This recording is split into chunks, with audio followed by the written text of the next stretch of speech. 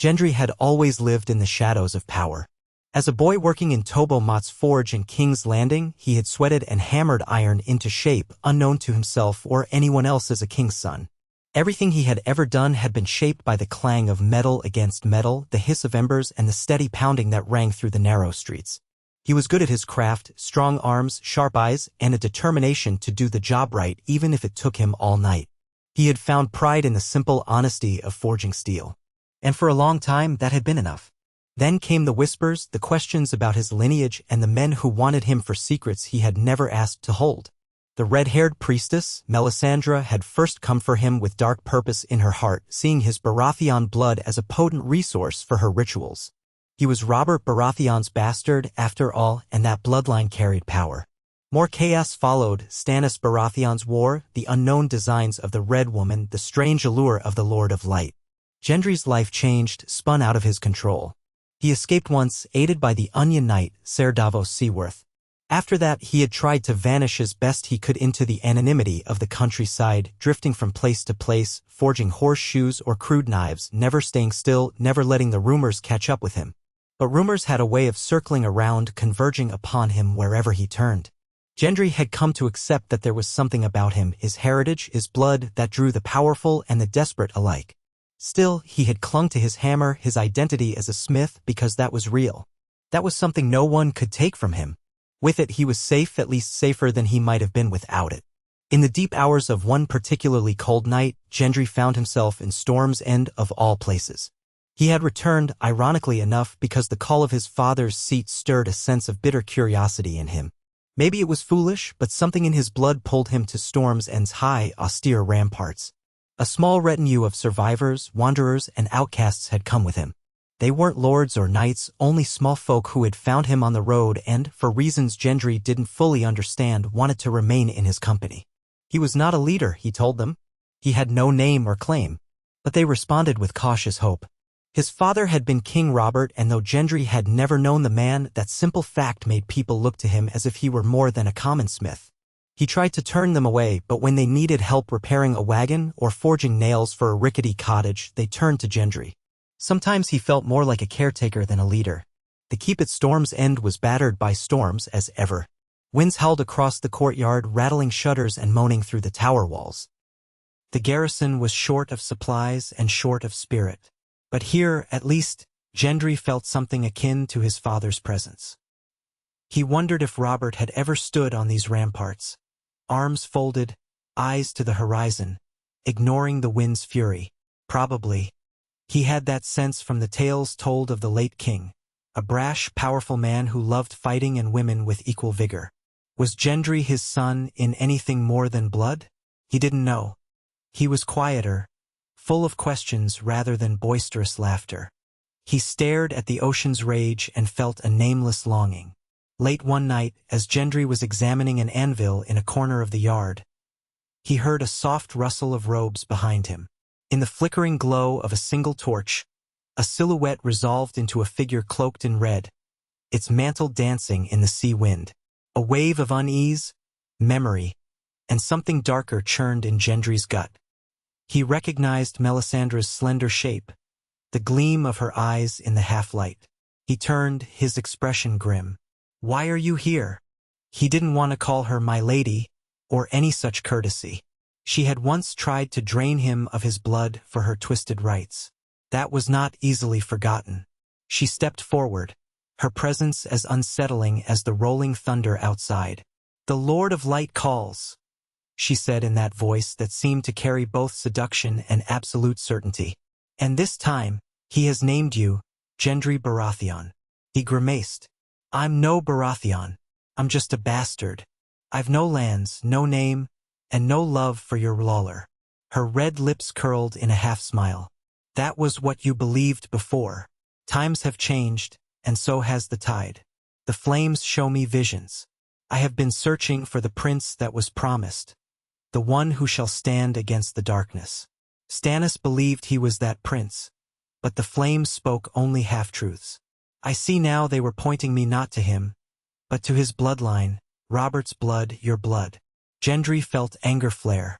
"You think I'd trust you? You tried to kill me. You claimed I was just a means to awaken the dragons of the stone. I was mistaken, she said quietly. We all can be, but the Lord of Light corrects those he favors. He brought me here to you because you are the chosen one. You are Azor Ahai reborn. He almost laughed. The claim was absurd. Spare me your talk of prophecy, he growled. If you came for my blood again, you'll find I'm not so easy a target. Melisandre's gaze was unflinching. I do not come for your blood this time. I come to crown you, Gendry. The darkness gathers in the north. You've heard the rumors, no doubt, of the dead stirring beyond the wall, of white walkers that lead an army of corpses. The war of 5 kings gave way to new battles. But the true war is just beginning. This is not about the Iron Throne. It's not about lords and titles. It's about life versus death. And whether you believe me or not, only Azor Ahai can stand between light and the great other. A coldness spread through Gendry's chest. He had heard whispers from passing travelers. The Night's Watch was in dire straits. The kingdom's lords were distracted. Storm's End was starved for news, but winter's chill pressed in daily. People muttered of an endless night creeping south. Gendry's practical mind told him it was probably just rumor and panic. Yet something in Melisandre's tone, in her unwavering conviction, brought a tremor of both fear and fascination. She was speaking truth as she understood it, or at least believed she understood it. She extended a hand. Gendry saw her slender fingers, pale and fine, a ring set with a fiery red stone glinting in the torchlight. Let me show you what the Lord of Light has shown me. Come to the chamber where the flames may speak. Gendry looked at the anvil, the black hammer he had used only hours ago to mend armor. That was real. That was what he understood. Prophecy and kingship were not for him. But something beyond that anvil, beyond these castle walls, was beckoning. With a curt nod, he followed her, if only to see for himself what madness she would conjure. They walked through the drafty corridors of Storm's End. Wind pounded the walls, and Gendry recalled that this castle had never fallen to siege, not once. He felt a small measure of pride in that, strange as it was. In a small interior chamber, tapestries hung in tatters on the walls. A large brazier glowed, the red coals dancing like living rubies. Melisandre stood beside it and closed her eyes. She muttered words Gendry didn't recognize, syllables that made the hairs on his arms prickle. The coals flared briefly, a sudden burst of color, and sparks flew up in a swirling dance. Gendry saw shapes in the fire. Did he truly, or was it his imagination? The flames seemed to twist and form silhouettes, a stag antler, a hammer raised high, and beyond it, a shadowy host with pale, dead eyes. Then, the image of a flaming sword, blinding bright, a man's hand clutching the hilt, forging it in living flame. The shapes flickered in an instant, gone as quickly as they came, but it was enough to make his stomach turn. He recalled the horrifying specter that had once crawled out of Melisandre, that dark shape that had killed Renly Baratheon.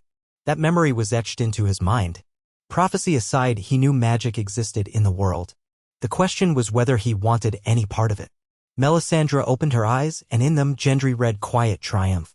Do you see, she murmured. The stag's son is the chosen champion. The hammer you bear will forge a path of fire. You will carry the light against the darkness. He clenched his jaw. I never asked for this. Prophecy rarely cares for our asking, Melisandre said. Still, you have a choice in how to meet destiny. You can run from it, or you can rise to it. Gendry turned away from the brazier, struggling to keep his voice steady. Enough. Leave me to my rest. I've heard what you have to say. She nodded and made no further protest as he stalked away. Gendry needed to breathe, to think. The cold corridors felt claustrophobic all of a sudden. He made his way to the courtyard, ignoring the stinging wind that whipped his hair. He stared at the dark ocean, roaring and churning, the sky moonless above. In that moment, he felt the weight of something pressing against him, bigger than any hammer he'd lifted. He had spent so long trying to outrun those who sought to use him for his blood or his name. And now, here he stood, the Red Woman at his side, urging him to claim a prophecy that seemed as vast and dreadful as the endless sea before him. Could he believe such a thing? Could a bastard smith truly be Azor Ahai reborn? The days that followed were tense. Melisandre did not press him openly, but she lingered like a patient spider, spinning her web of quiet conviction. Some of the small folk who had thrown in with Gendry began to sense something momentous at work. They saw her red robes, heard her talk of the Lord of Light, and for all Gendry's warnings, They started to wonder if Gendry truly was chosen for something great. He tried to keep them focused on practicalities, mending the castle's defenses, gathering food, preparing for winter storms. But the seeds of prophecy had been planted in their hearts, and Gendry could see the awe in their eyes when they looked at him. Late one afternoon, as Gendry struggled with a piece of worn plate armor in the forge, a young man approached. He was a farmer's son from a nearby hamlet, no more than 16, skinny as a reed. "Lord Gendry," he said nervously, twisting his cap in his hands. "Don't call me my lord. I'm no lord. What do you want?" "I just wanted to say, folks are talking. They're saying you might lead us in the war to come, that we might have a chance if the dead come. We're just small folk, but if you gave the call." He trailed off, eyes full of expectation.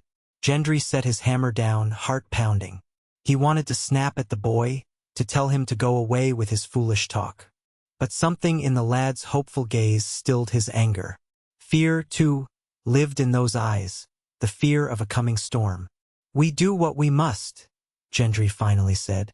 "I don't know about prophecy, but I know we'll all need to stand together if danger comes." The young man nodded and ducked his head. "Thank you. We trust you. We trust in the blood of the old king." Then he hurried off, leaving Gendry with a swirl of conflicting emotions. A week later, a messenger arrived from the north, ragged, half-frozen, and near collapse. He had traveled through terrible conditions, claiming to have served under the late king in the north, Robb Stark, before that cause was ended. Now, he carried warnings from the free folk and from what was left of the Night's Watch. The dead were indeed marching south of the wall, unstoppable, led by creatures with glowing blue eyes that commanded winter's wrath. Pockets of resistance existed, but the main body of the armies of men was embroiled in other struggles or spread too thin to unify against the threat. The man gave his news, begged for help from any corner of Westeros, and then, exhausted, fell into a deep, feverish sleep. The panic that seized Storm's End was palpable, and into that panic Melisandre's voice dropped a single spark of promise. "Azor Ahai will lead us into the light," she announced in the great hall, her voice echoing across the stone walls. "Gendry, son of Robert Baratheon, rightful bearer of the stag's power, shall forge the sword of flame and turn the tide." The garrison, the small folk, the weary soldiers, they turned their gazes to Gendry. He stood near the dais, fists clenched. He felt like the entire weight of the keep's stony mass had descended on his shoulders. He found himself unable to speak for a moment, unsure what words might even suffice. Everyone waited. The wind howled outside and thunder rumbled in the distance. At last, he forced out a slow breath and said, "I don't know what I can do. I'm a blacksmith, not a king. But if the dead truly march, we all have to fight." Melisandre smiled as if he had spoken the magical words. "We shall need your steel," she said. "And your leadership. The prophecy speaks of a forging of a blade that will turn the night to day, a forging that requires both skill and sacrifice." He remembered the flicker of shapes in the fire, the sword wreathed in flame, the silhouette of a man hammering steel. "You want me to make a sword?" "Not just any sword," Melisandre said. "Lightbringer. The blade of heroes. A sword forged thrice in the ancient tales, once in water, once by the heart of a lion, and once in the sacrifice of a loved one. That is the legend of Azor Ahai. But legends do not always unfold in the same manner. The Lord of Light guides our hands. We must be ready to follow where the flames lead." Whispers rippled through the onlookers. Some seemed frightened, others excited. Gendry felt the press of their expectations. He wanted to shout that this was madness, that he was no chosen champion. But something held him back, an odd sense of calling, or perhaps simple inevitability. The nightmares he'd been having for weeks, dreams of forging a bright blade among swirling shadows, might not be mere nightmares after all. Perhaps a part of him believed or wanted to believe. The next morning, he found himself in a smaller hall accompanied by Melisandre, Davos Seaworth, who had arrived at Storm's End with a small company of loyal men and a handful of others who still clung to the Baratheon cause. Davos's presence reassured Gendry somewhat. The Onion Knight was a man of honor. He had helped Gendry before, saving him from Melisandre's designs. That gave Gendry faith that Davos would not stand idly by if the Red Woman tried something monstrous again. "We need to gather allies," Davos said, scratching his grizzled beard. "A man alone can't hold Storm's End, let alone fight an army of the dead. Even if Gendry is truly what you say, we'll need men and supplies." The lords are not likely to rally without more proof. They're tired of war. Melisandre's red eyes flicked to Gendry. They will rally when they see the forging of Lightbringer and the coronation of Azor Ahai. Show them a living sign of the Lord of Light's power. Gendry bristled. That's a tall order. I can't just wave my hammer and conjure a magic sword. Even if I wanted to try, forging requires skill, materials, time. She inclined her head. Time we do not have in excess, but we must use what we do have wisely. Storm's End still possesses a forge, fine tools, and perhaps enough raw materials. If the tales are true, the forging of Lightbringer is as much a spiritual act as a physical one. Lawler will guide you. I will help in whatever way I can. Davos gave her a sidelong glance. Last time you wanted to help Gendry, you nearly burned him. I'll be keeping watch to make sure your help doesn't cost his life. Melisandre acknowledged that with a slight, respectful bow. I understand your fears, Ser Davos. But the flames have told me a different story this time. Gendry felt a pang of gratitude toward Davos. At least he wouldn't be entirely alone. All right, he said quietly. I'll try to make the sword if that's what it takes to protect us from the threat to the north. But I'm not promising any miracles. I'm no sorcerer. Melisandre's voice was gentle. Faith can work miracles where men alone cannot. Over the following weeks, Storm's End buzzed with an uneasy energy. Word spread that Gendry would attempt to forge a mythical sword that might save the realm. People began to call him my lord and even my prince despite his protests. Melisandre's fervor gave the small folk hope. Many prayed at night, lighting candles in the old sept or whispering to the new red god in the corners of the keep. Some scoffed, calling it yet another folly from the Red Woman. But others, the ones who had seen glimpses of her power or heard rumors of her impossible feats, watched with something akin to awe. Gendry threw himself into the forge not because he believed wholeheartedly that he was Azor Ahai, but because forging steel was the only way he knew to keep himself from sinking into dread. Hammering hot metal, shaping it, quenching it, these were tasks that made sense. The heat of the forge was brutal, but it was a pain he welcomed if it kept his mind from the enormity of what lay beyond. He spent hours selecting the finest steel Storm's End had to offer, testing for flaws. He worked the bellows with single-minded focus, sweat pouring off him, his muscles straining. Sparks danced with each collision of hammer and metal. Melisandre often stood by, murmuring prayers to Lawler, her eyes fixed on the glowing steel. Sometimes, she would place a hand on Gendry's shoulder, and he would feel an odd warmth course through him, fueling his arms, giving him an uncanny endurance. It scared him, but it also sustained him in the long nights of forging. He told himself he would not let her magic consume him as it almost did before. He would be vigilant. He tried forging a blade in the normal fashion first, shaping the steel into a long sword, folding it, layering it, heating it bright orange, then quenching it in oil.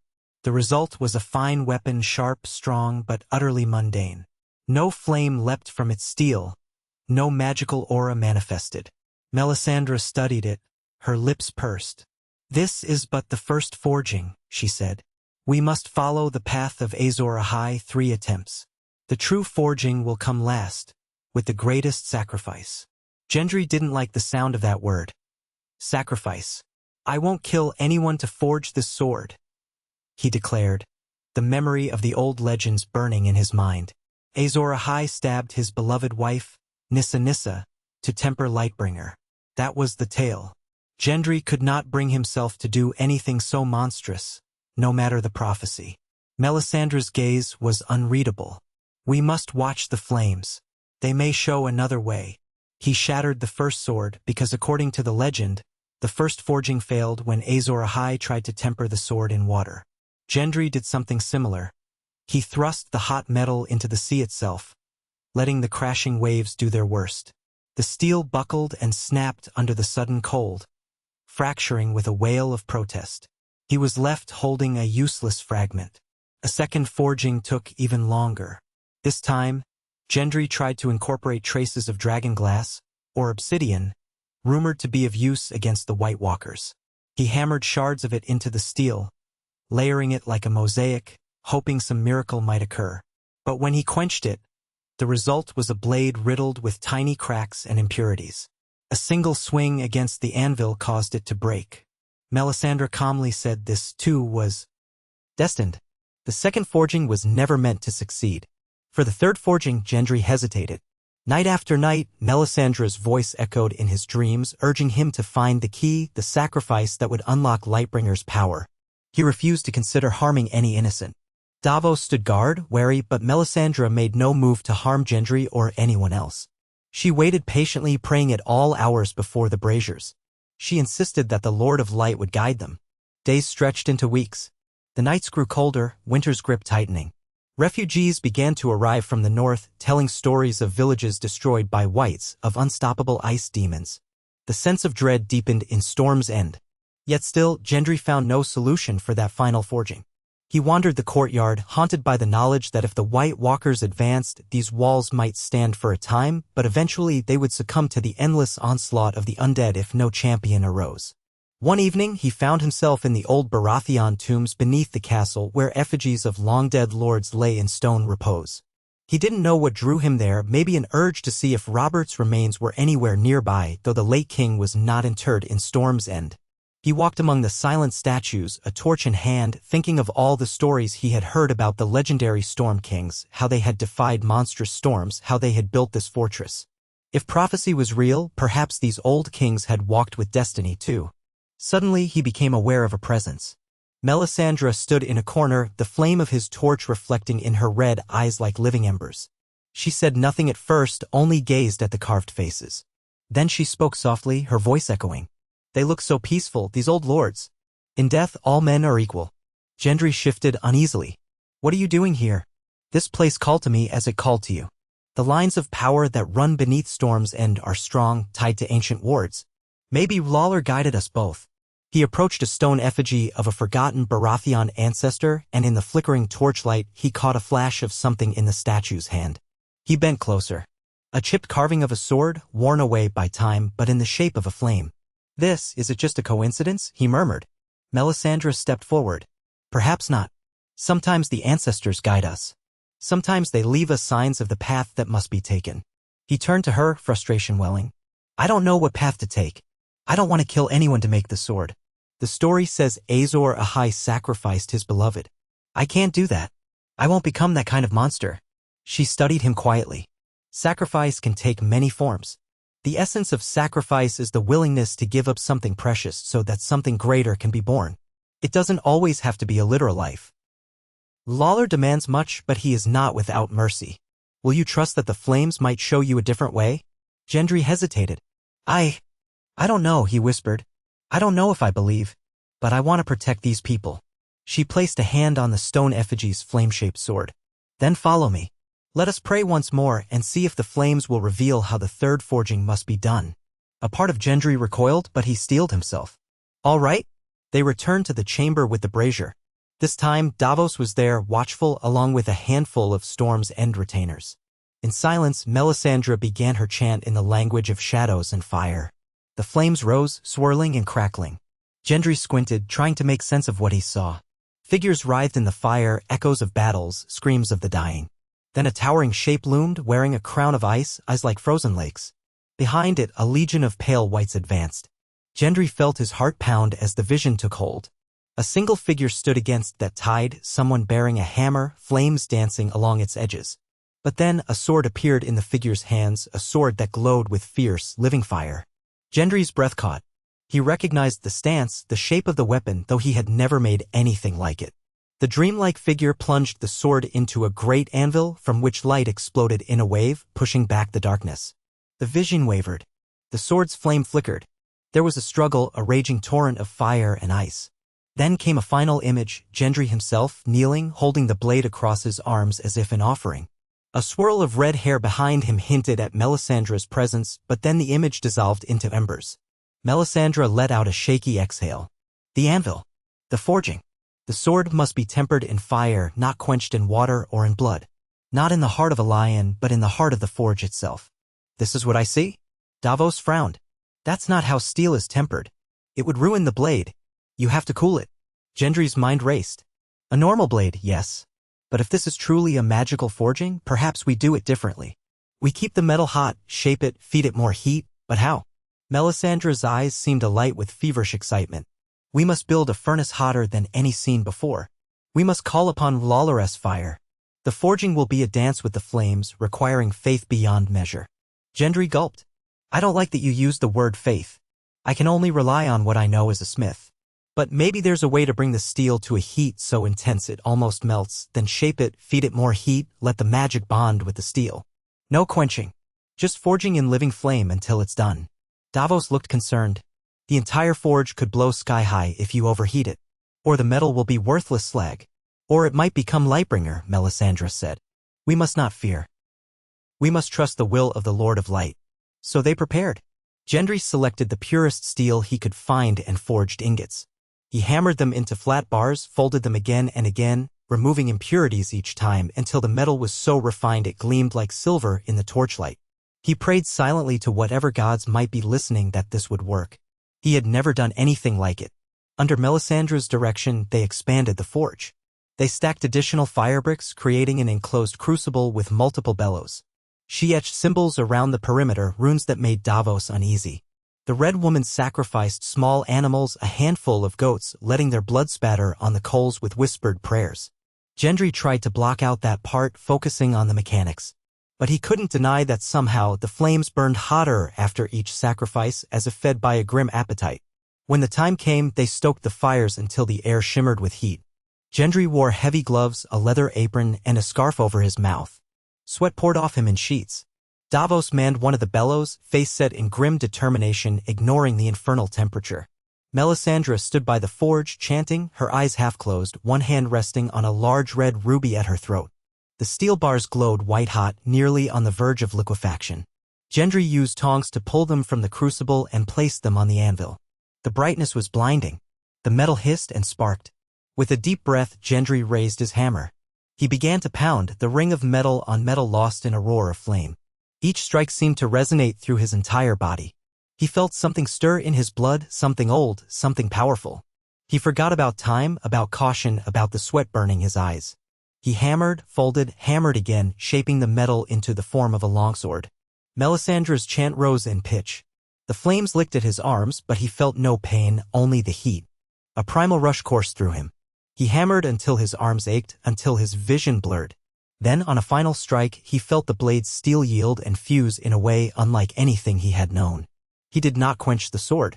Instead, he raised it above his head, letting the inferno's heat dance across it. The steel glowed, and then, to his wonder, a faint corona of flame flickered along the edges. The onlookers gasped. Davos froze at the bellows. Gendry thought he must be hallucinating, or perhaps the reflection of the fire was playing tricks on him. But he heard Melisandre cry out, Lightbringer is born.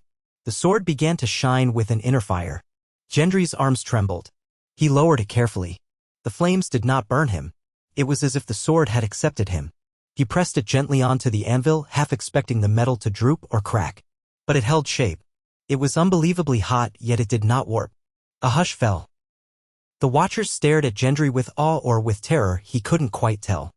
The blade's surface shimmered red and gold, the faint flames dancing along its length. This was no simple trick of steel. Magic pulsed within it. Melisandre sank to her knees. Azor Ahai, she whispered, tears sliding down her cheeks. Praise R'hllor, for he has sent us our champion. Davos let out a shaky breath. Mother have mercy, he murmured. I never thought I'd see such a thing. Gendry looked at the sword in his hands. The flames flickered softly, casting shifting shadows across his sweaty face. He felt an odd mixture of pride and dread. This was power, real power. And it might become a curse as easily as a blessing. Melisandre rose, her eyes shining. Now the champion must be crowned. We must show the realm that Azor Ahai stands ready to banish the darkness. Will you accept your destiny, Gendry Baratheon? He clenched his jaw. I'm not a Baratheon, he began automatically, then paused. What else was he if not that? His father's blood had given him the strength that made forging the sword possible, or so the prophecy said. People were already calling him Lord of Storm's End. Maybe the name was the least important part of all this. I don't know about crowns, he said quietly, but I know we have a duty to fight what comes from the north. Melisandre placed a warm hand on his chest, right over his pounding heart. The name matters less than your resolve. The crown is only a symbol, a beacon to gather those who would stand with the Lord of Light against the great other. Don the crown. Lift Lightbringer. And lead. Davos came forward holding an old circlet of hammered steel topped with stag's antlers, Robert Baratheon's old crown. Gendry stared at it, his stomach twisting. He did not feel worthy or ready for such a thing. Yet the tide of events seemed unstoppable. The forging of Lightbringer had opened a door. He recalled the vision in the flames, the wave of destruction approaching, the figure that stood alone. Azor Ahai was meant to unite the living. Could he turn away from that call? Heart in turmoil, he nodded. With great care, Davos placed the crown on Gendry's head. The antlers curved like branched lightning above his temples. Melisandre bowed. The onlookers, perhaps a dozen men and women, sank to their knees. A hush, then someone shouted, "Long live Gendry Baratheon." Others took up the cry, "Long live Azor Ahai." The sound of it pounded in Gendry's ears. He looked at the flaming sword he held. The name, Lightbringer, felt strange on his tongue. Yet the steel hummed with a living power, and he could feel heat radiating from it. He tightened his grip, ignoring the trembling in his hands. In a solemn voice, he tried to speak. I'm not certain what lies ahead, but I'll do my best to protect you all, to protect Westeros. We stand against the night together. We must unite the realm, or all is lost." A roar of approval erupted, echoing through the chamber. Gendry felt overwhelmed by their faith, by the sight of them bowing. He had lived a life of obscurity, once an anonymous apprentice in a smithy. Now, crowned by Melisandre's prophecy, holding a sword that burned with an impossible flame, he was hailed as a savior. It felt unreal. And yet, the glow of Lightbringer was undeniably real. That evening, Storm's End erupted in celebrations unlike any Gendry had ever seen. The garrison broke out meager stores of ale, toasting the new king and champion, weaving wild tales of how he would ride north and banish the undead. Everyone seemed to breathe easier, as if Gendry's coronation and the forging of the fiery blade had already turned back the White Walkers. Gendry walked among them, feeling anything but triumphant. He clutched the hilt of Lightbringer, the sword sheathed at his side in a specially fashioned scabbard lined with heat-resistant materials. The sword itself still glowed faintly, though the surface flame had died down to embers waiting to be awakened again. Melisandre accompanied him, a silent sentinel in red. Davos hovered at Gendry's other side, looking deeply conflicted. In a quiet moment, Davos pulled Gendry aside. "Lad, your grace," he amended, clearing his throat awkwardly, "you've been handed something huge. I'll do whatever I can to guide you, as I did for Stannis. But this is bigger than the Iron Throne. You understand that?" Gendry nodded, glancing at the flicker of red light in Melisandre's gemstone. "I do. I'm grateful for your help. I don't fully trust her or this prophecy, but the sword, it's real. I can't deny it." Davos laid a hand on Gendry's shoulder. "You bear a heavy burden. A crown, a prophecy, it can crush a man if he's not careful. Just remember that the people are counting on you, not just for your blood or your name, but for your heart. Don't let Melisandre or anyone twist you into something you're not." Gendry swallowed hard. "I'll try. Promise me you'll stop me if I cross a line. If she tries to make me do something evil, like sacrificing innocence, I want you to step in." Davos's voice was solemn. "On my honor, I will." In the days that followed, ravens flew out from Storm's End. Under Melisandre's direction, they carried messages proclaiming Gendry's coronation as Azor Ahai reborn and calling upon lords and knights to rally against the White Walker threat. Some would scoff, no doubt. Others might be intrigued. Melisandre insisted that once news of Lightbringer's forging spread, people would come. Indeed, some did. Minor lords, hedge knights, and outlaws trickled into Storm's End. They came with battered armor and hungry bellies, some seeking refuge, others hoping to pledge themselves to the new champion. Gendry met them awkwardly, uncertain how to act like a king or a prophesied hero. He accepted their oaths, not because he craved fealty, but because the realm needed every sword it could muster. Training began. Drills in the courtyard, archery practice on the ramparts, the forging of new weapons in the smithy. Gendry offered his expertise, showing them how to shape arrowheads, how to maintain a sword's edge. Some nights, Melisandre organized rituals to the Lord of Light, calling down blessings upon those who pledged to fight the undead. More and more, Storm's End began to resemble a stronghold preparing for a holy war. Soon, another visitor arrived, one who carried a name recognized throughout the Seven Kingdoms. Brienne of Tarth rode into the courtyard, her armor gleaming, her face set in a resolute frown. She had heard the rumors of a new Baratheon heir claiming the mantle of Azor Ahai, and she had come to see for herself. Gendry stood in the yard, Lightbringer belted at his side as Brienne dismounted. She surveyed him with sharp blue eyes. "You have your father's eyes," she said simply, though her tone was careful. "So I'm told," Gendry replied. She glanced at the sword. "And that is?" "Lightbringer." He hesitated, then drew it. The steel flared at being unsheathed, the flicker of red and gold returning. Brienne's eyes widened slightly. She bowed her head. "I see. The realm needs champions right now. If you are willing to fight for the living, you have my sword. He nodded, trying not to feel self-conscious. I welcome it, Sir Brienne. With her arrival, more knights of House Tarth and some sworn to Lady Sansa Stark came as well. It seemed the tide was turning. People began to refer to Gendry in grander terms, His Grace, the Chosen King, the Flaming Stag.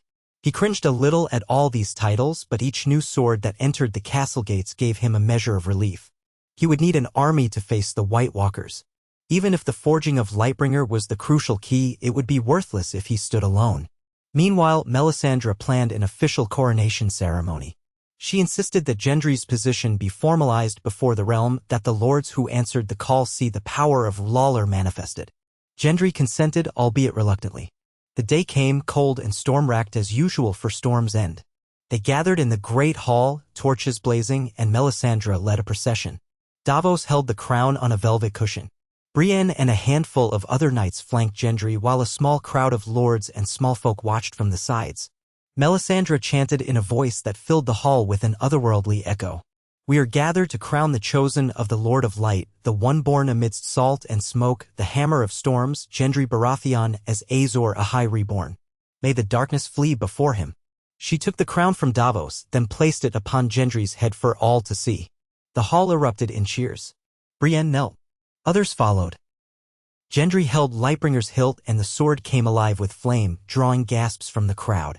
It was a spectacle unlike anything they had witnessed, fire dancing along the steel, casting flickering shadows across Gendry's determined features. In a solemn voice, Melisandre proclaimed, "The night is dark and full of terrors, but with Azor Ahai leading us, we shall make it burn." The crowd took up her words in a roar. Make it burn! Make it burn! Gendry raised Lightbringer. He felt a surge of adrenaline, of overwhelming responsibility. He scanned the faces around him, all eager, all desperate for hope. He thought of the encroaching threat, the undead who would not care about crowns or prophecies. We march for the north, he announced. We'll gather as many as will join us. Together we will show the living have not surrendered. The hall thundered with approval. The air felt charged as if lightning might crack the ceiling at any moment. In that bright, frenetic energy, Gendry felt both proud and terrified. He was no longer a simple smith. He was king and champion in the eyes of these people, a beacon they believed would save them. If he failed, if the White Walkers proved too powerful, all would be lost. That night, as storms battered the walls, Gendry stood on the ramparts, staring into the darkness. Melisandre found him there, cloak billowing in the wind. He cast her a sidelong glance. Do you really believe all this? That I'm truly Azor Ahai? I don't feel different. She joined him, her voice calm despite the wind's roar. Doubt is natural. But the signs are too strong to ignore, your heritage, the forging of Lightbringer, your unyielding spirit. The Lord of Light does not choose lightly. He barked a humorless laugh. If I'm so chosen, why does dread cling to me? Why does the idea of leading men into battle feel like walking to my own funeral? She looked out at the raging sea. A champion's burden is great. Azor Ahai was no stranger to suffering. But in the end he succeeded. So shall you if you keep faith. Gendry was silent for a time. Then he turned away. The parapet. We ride north within a fortnight. We'll see how many swords we can gather on the way. Winterfell might be our best hope. Lady Stark is rumored to be there, along with the Vale's knights. Melisandre nodded. Yes, the north is where the final battle will be joined. The next days were a blur of preparations. Ravens brought varied responses. Some houses pledged support, others were silent. A few threatened that any who tried to stir more war would face retribution. But enough answered the call to raise Gendry's hopes. A small but dedicated force formed, foot soldiers, archers, knights, a handful of mounted men. There were women among them too, some fierce as any man, determined to fight for the living. Weapons piled up in the smithy. Provisions were gathered, though Storm's End had meager stores. Gendry walked among them, heart pounding with a mix of excitement and anxiety. When the day came to march, the gates were thrown open. The wind howled, but no rain fell. Gendry rode at the head of the column, Lightbringer strapped to his side, the crown upon his brow. Davos rode nearby, bearing the banner of the Flaming Stag, a makeshift design that combined the Baratheon sigil with a crown of fire. Melisandre followed in a carriage, flanked by red-robed acolytes who had somehow appeared as if from nowhere, drawn by the forging of Lightbringer. The small folk left behind in Storm's End stood atop the walls, watching the newly christened Azor Ahai lead his host out. Many cheered, some wept. Gendry tried to keep a stern face, not wanting to reveal the swirl of doubt and excitement in his heart. He was leading these people to a war of unimaginable horror. But if it was truly his destiny, if the prophecy was right, then perhaps he had a chance to save them all. They passed through the Stormlands, collecting more recruits. Some lords joined out of old ties to House Baratheon, remembering Robert's rule fondly. Others came because they had heard stories of a flaming sword that might stand against the White Walkers. Along the way, Gendry made a point to speak with them personally, forging relationships that were more than just alliances of convenience. He wanted them to know he was just a man, not some arrogant pretender. Yet they looked at him with that same unwavering faith. When he drew Lightbringer to show them, the flame that danced along its steel removed any shred of doubt they might have had. In the Riverlands, the company encountered lands ravaged by bandits and warring remnants from the War of Five Kings. Some villagers fled at first, but upon learning that Gendry's host marched to fight the White Walkers, they welcomed them, though few had anything to spare. Gendry offered them protection in exchange for safe passage. Word spread further, and more hopeful souls joined the march. One night, as the column camped by a bend in the Trident, Gendry took time alone to practice with Lightbringer. He found a clearing near the river and unsheathed the sword. Immediately, flames licked across the blade. He stepped into the basic sword stances he had once been taught. Yet he had used a hammer for so long that a sword felt like a stranger in his hand. Even so, Lightbringer seemed to guide him, moving with a fluid grace. He spun and parried an imaginary enemy, feeling the air sizzle with heat. When he finished, breathless, he noticed Melisandre at the edge of the clearing, watching in silence. "You move well," she said, "but do not neglect the hammer." Azor Ahai originally forged Lightbringer with a hammer, did he not? Perhaps that is part of your strength. Gendry nodded, chest heaving. Aye. A hammer is what I'm best with. The sword is different. But if this is the weapon that can save the realm, I need to learn to wield it properly. She inclined her head. Skill will help, but Lightbringer's power comes from faith and sacrifice. Remember that. In the final confrontation, your heart must be true. The sword will not burn for a half-hearted champion. He wiped sweat from his brow. I won't shrink from whatever comes. I promise you that. The next day, they reached an encampment of northern soldiers, bannermen of House Stark, House Mormont, House Reed, and a scattering of wildlings who had come south of the wall. They were led by a tall figure with a weather-beaten face and a cloak of wolf fur. It was Lord Tormund Giantsbane, the wildling who had become an ally to the Starks and the Night's Watch. He greeted them with booming laughter, though his eyes were grim. So you're the lad they say has a sword of fire, eh? Tormund sized up Gendry. You look strong enough, I'll give you that. But is your heart on fire too? Gendry drew Lightbringer. The flames curled along the steel. Tormund's eyes widened and he gave a nod of respect. Aye, that's a fancy trick. If it kills whites, I'm all for it. Gendry asked about the White Walkers. Tormund's expression grew somber. They're moving steadily south. Castle Black's barely holding. We're falling back to Winterfell. The Starks are calling all banners. You'd best hurry if you want to be part of this fight. So Gendry's host and Tormund's forces joined, marching for Winterfell. With each mile north, the wind grew colder and the sense of unease grew sharper. Snow blanketed the road. Supplies dwindled faster than expected. Gendry worried about how they'd keep the men fed. Yet they pressed on, driven by the knowledge that time was running out. Winterfell's walls rose in the distance, a gray fortress against the snowy horizon. The columns merged into a sprawling camp that circled the castle, thousands of warriors from diverse houses, plus refugees seeking shelter. Gendry gazed at the sea of tents and fires, heartsick at how many looked half-starved or wounded. This was the last stand of the living? A horn announced Gendry's arrival. Men and women gathered, curious to see the flaming stag and his sword of legend. Sansa Stark, Lady of Winterfell, came forth with her retinue. She was regal, cloaked in thick furs, her auburn hair stark against the snow. She greeted Gendry courteously. I've heard many tales of you, your grace. Thank you for coming. He dipped his head, feeling awkward in the presence of the famously poised Lady Sansa. I'm here to stand with you against the dead. We'll need every man if we're to have any hope. Her lips curved into a small smile. Then you've come to the right place. My brother, she swallowed, eyes flicking away. Jon Snow once told us about the threat beyond the wall, about how we must unite or perish. Though he's gone now, his legacy is that unity. We fight in his memory. Gendry felt a pang for Jon Snow, who had tried to help him escape Dragonstone so long ago. Another friend lost in the swirl of wars. He nodded.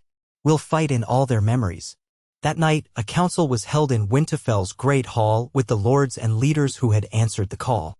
The atmosphere was tense, overshadowed by the knowledge that the army of the dead was drawing ever closer. Plans were made, defensive lines, traps of dragon glass, a strategy to lure the White Walkers into a killing ground. Gendry sat near the head of the table, feeling the weight of the crown on his brow. He recognized how incongruous it was for him, a bastard smith, to be placed in a position of such authority. But the forging of Lightbringer had changed everything.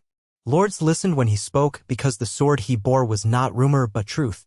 The largest question lingered: would it be enough? Would walls and swords and cunning be enough to stave off an endless tide of undead? Tormund insisted that direct confrontation with the White Walkers' leaders was crucial. Kill one, and all the whites it made fall down dead, he said. They're linked somehow. If we can get at the Night King, if that's who's leading them, maybe we can end this once and for all. Gendry looked at Lightbringer's hilt.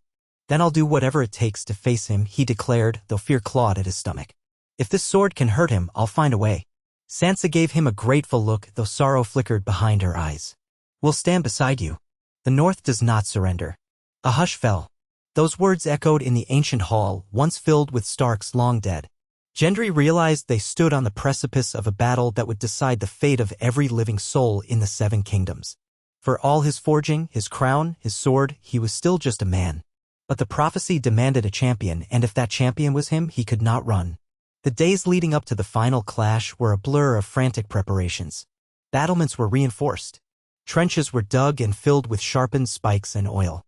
Smiths worked day and night forging dragon glass weapons, arrowheads, spear tips, short swords. Gendry helped as much as he could, though Melisandre urged him to save his strength for the coming fight. He felt more at home in the smithy than in planning chambers, but he knew she was right. Still, he wanted to do his part.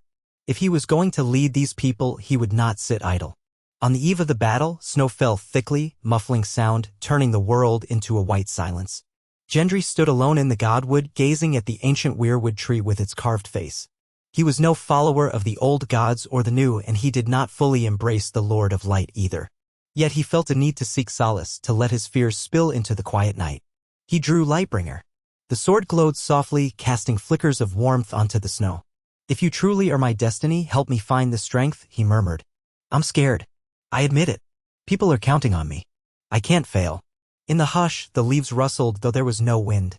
A single snowflake drifted onto the blade, sizzling as it evaporated. Gendry felt a presence, something vast and unknowable, whether it was an old god, the Red God, or something else entirely. He didn't understand it, but he felt less alone. He turned to see Melisandre standing at the edge of the clearing, candlelight from her lantern turning the snow golden. You doubt yourself, she said quietly. He sheathed the sword. Wouldn't you? She approached, her gaze gentle. Yes. But the Lord of Light does not place burdens on us that we cannot bear. Your fear is proof you are human, Gendry, not some stone idol. Let that fear sharpen your resolve. Tomorrow, the dead will come. You must meet them with the faith that your hammer, your sword, your spirit, these are the tools of victory. Gendry nodded, though the knot in his chest remained. I appreciate your words. I just hope they're enough. She smiled faintly. They will be. The night is dark, but we hold the flame. Never forget that. As dawn broke on the day of battle, horns sounded along the ramparts. Word came in from scouts, the army of the dead was close, their numbers stretching across the plains, an endless mass of shambling whites. They would be upon Winterfell's walls by noon. The defenders rushed to their positions. Archers lined the battlements. Cavalry mustered beyond the gates, ready to charge at the right moment. Infantry braced in the courtyard, shields and spears glinting in the pale light. Catapults stood ready, loaded with dragon glass-filled barrels and flaming tar.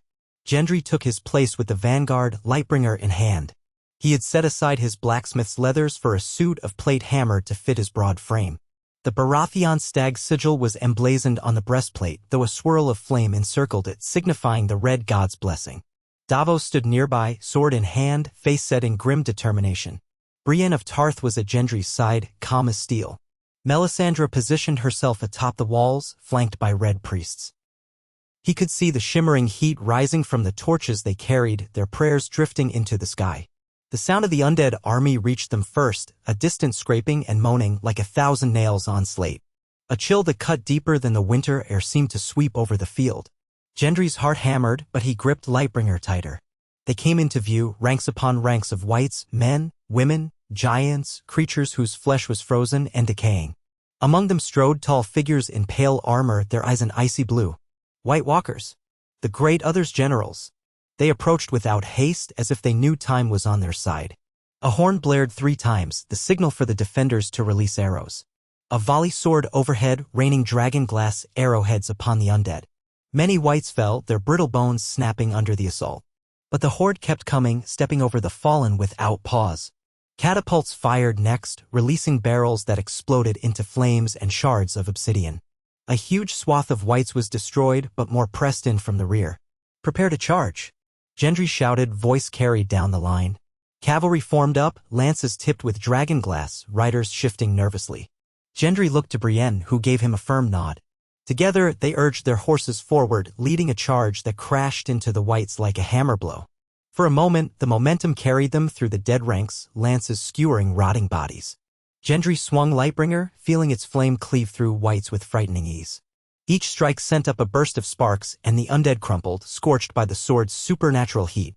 Soldiers around him hollered war cries, steel and obsidian flashing. The wights fought back with clawed hands and rusted weapons, inexorable and unfeeling. Horses screamed, men fell, torn apart by the relentless swarm. Still, the living gave as good as they got, aided by the preparations. Pits of fire erupted in front of the wights, engulfing dozens. Archers loosed more volleys, and the red priests chanted, conjuring flames that licked across the battlefield. Yet the horde seemed endless. The cavalry retreated behind the walls, regrouping as the gates closed behind them. Wights swarmed the trenches, flailing in the flames. Winterfell's defenders rained more arrows down. Gendry dismounted, sweat-soaked and trembling. He found Davos and Brienne rallying men to brace the gates, which the wights soon began pounding with unnatural force. Wooden beams groaned under the assault. From the walls, Melisandre's voice rang out in a high, keening chant. Flames erupted along the battlements, scything down hundreds of wights, but more climbed the piled bodies, undeterred by pain or fear. Suddenly, a terrible chill swept the field. A White Walker advanced, carrying an icy spear. Where it walked, the snow froze into jagged crystals. Gendry felt a pull from Lightbringer, as if it yearned to face this foe. He ran to meet it, sword aflame. The walker turned its eerie gaze upon him, and Gendry's breath caught in his throat. Here it was one of the great other's lieutenants, Cold Incarnate. They clashed with a jarring impact, Lightbringer's fire hissing against the walker's frozen blade. Shockwaves rippled from the meeting of ice and fire. Gendry gritted his teeth, pushing forward, heat surging through his veins. The walker was strong, almost supernaturally so, but Lightbringer's power gave Gendry an edge. He hammered blow after blow, driving the walker back. Then, with a final, desperate swing, he shattered the ice spear and cleaved the walker in half. It exploded into shards, dissolving in a burst of cold mist. The nearby wights collapsed, their links severed. A cheer went up from the defenders who witnessed it. Gendry stood, panting, with Lightbringer raised high, the flames dancing victoriously. For the first time, he felt the fierce thrill of possibility. Maybe they could do this. Maybe the prophecy was real and he could lead them to victory. But beyond the lines of wights, a still greater shadow loomed. The Night King himself, mounted on an undead dragon, soared overhead. Frost spread where it flew, and with a dreadful roar, it spewed an icy blast that tore through the walls. Sections of Winterfell crumbled, men screaming as they fell under the avalanche of stone and ice. The tide was turning once again. Gendry stared in horror. They had no living dragons of their own, no Daenerys Targaryen to ride in and save them this time. They only had Lightbringer and their courage. As the Night King descended, Gendry felt a powerful compulsion. This was it, the moment of prophecy. He could not let fear paralyze him. "Open the gates," he roared, voice cracking with urgency. "We must face him outside before he destroys us all." Reluctantly, the defenders pulled back the splintered gate. Gendry led a small vanguard out, heading toward the undead dragon. Melisandre, from atop the walls, stretched out her arms, chanting with frantic passion. Flames burst around the courtyard, driving back wights, clearing a path for Gendry. He sprinted through the chaos, Lightbringer's flame blazing with supernatural intensity. He felt the sword's heat surge in time with his racing heart. The undead dragon landed, shrieking, the Night King astride its back. He stared at Gendry with those glacial eyes, silent contempt emanating from him. The ground froze beneath his presence. Gendry raised Lightbringer, struggling not to buckle under that terrible aura of cold. He recalled every ounce of training, every lesson in forging steel, every prayer he dared whisper in the darkness. The Night King lifted a spear of solid ice, aiming to hurl it. Gendry lunged forward, letting out a roar that seemed to echo with the voices of all who had suffered and died in this war. Lightbringer ignited in a blinding conflagration, flames leaping high. The Night King threw the spear, but Gendry batted it aside, the heat so intense it melted the ice on contact. Then, before the monster could react, Gendry hurled himself onto the dragon's flank, scrambling up with brute strength. The undead beast snapped at him, but he dodged, plunging Lightbringer deep into its rotting flesh. Fire exploded along its spine, causing it to rear back, shrieking in agony. The Night King dismounted with eerie grace, stepping onto the battlefield. Gendry leapt down to face him, knees buckling on the frozen ground. They stood mere feet apart, the champion of fire and the avatar of deathly cold. Time seemed to slow. Snowflakes hung suspended in the air. Gendry felt no heat from the flames licking along Lightbringer's edge, only an unwavering sense of resolve. The Night King advanced, conjuring a sword of ice from the ether. They met in a flurry of blows, silent, furious, a dance of life and death. Each strike sent shards of ice and embers flying. Gendry's muscles burned, but the sword guided him as if an unseen hand steadied his aim. The White Walker's master was impossibly fast, parrying and lunging with inhuman precision. But Gendry fought with a desperation born of love for the living, for friends lost, for a future beyond the endless night. Blow by blow, he chipped away at the Night King's defense, the flames slowly creeping over that frozen weapon. At last, he found an opening. With a guttural cry, he thrust Lightbringer into the Night King's chest. For a heartbeat, nothing happened. Then cracks of glowing red appeared in the ice. A sound like shattering glass echoed across the battlefield. The Night King's face contorted in something akin to surprise. Blue eyes flickered and went dark. The figure disintegrated in an eruption of icy shards which fell around Gendry in a halo. For a moment, the entire battlefield fell silent. Then, all at once, the whites collapsed, a chain reaction of bodies crumpling into heaps. The undead dragon roared one last time. Then burst into flames, collapsing into charred remains. Cheers rose from the living, a wave of exultation that rolled across Winterfell's courtyard. Gendry stood trembling, Lightbringer still burning bright. He had done it. He had destroyed the Night King. The prophecy had been fulfilled. A fierce joy and disbelief surged through him. He caught sight of Melisandre on the ramparts, tears streaming down her cheeks. Davos ran forward, breath hitching, face alight with wonder. "Gods be good, lad. You did it." Brienne knelt, exhausted, sword clutched in her gauntlet hand, relief etched in every line of her posture. Tormund let out a whoop of triumph, punching the air. Sansa Stark emerged from a breach in the walls, her face streaked with soot and tears, and stared in awe at the sight of the defeated army of the dead. Gendry slowly sank to his knees, heart pounding. He planted Lightbringer tip first in the icy ground. The flames around the blade flickered, then died, leaving only the sword's smoldering glow. He wafted from it like a final sigh. Around him, men and women embraced, wept, or laughed hysterically. The dead were truly dead. Dawn broke through the clouds, painting the sky with pale gold. It was over. In that sunrise, Gendry felt a deep exhaustion mingled with gratitude. He thought of all that had brought him here, the forging in living flame, the crown he never wanted, the prophecies he dreaded. Yet it had all led to this moment where the living still drew breath and the endless night was beaten back. He closed his eyes, letting the cheers wash over him. If the price of victory was his old life, then so be it. He had sacrificed his solitude and his ignorance, forging himself into something new, king, champion, Azor Ahai. A warm hand touched his shoulder. He looked up to see Melisandre, a faint smile on her lips. "You have delivered us from darkness," she whispered. "May the Lord of Light bless you, Gendry Baratheon, Azor Ahai reborn." He rose unsteadily, leaning on Davos's arm for support. "We all did this," he said, voice raw. "All of us together." Men and women around him shouted agreement. The realm would remember this day. Gendry lifted Lightbringer once more, raising it high for all to see in the morning light. Though its flame had faded, the memory of its fire lived on in every heart present. A cry of jubilation erupted anew. The living were saved.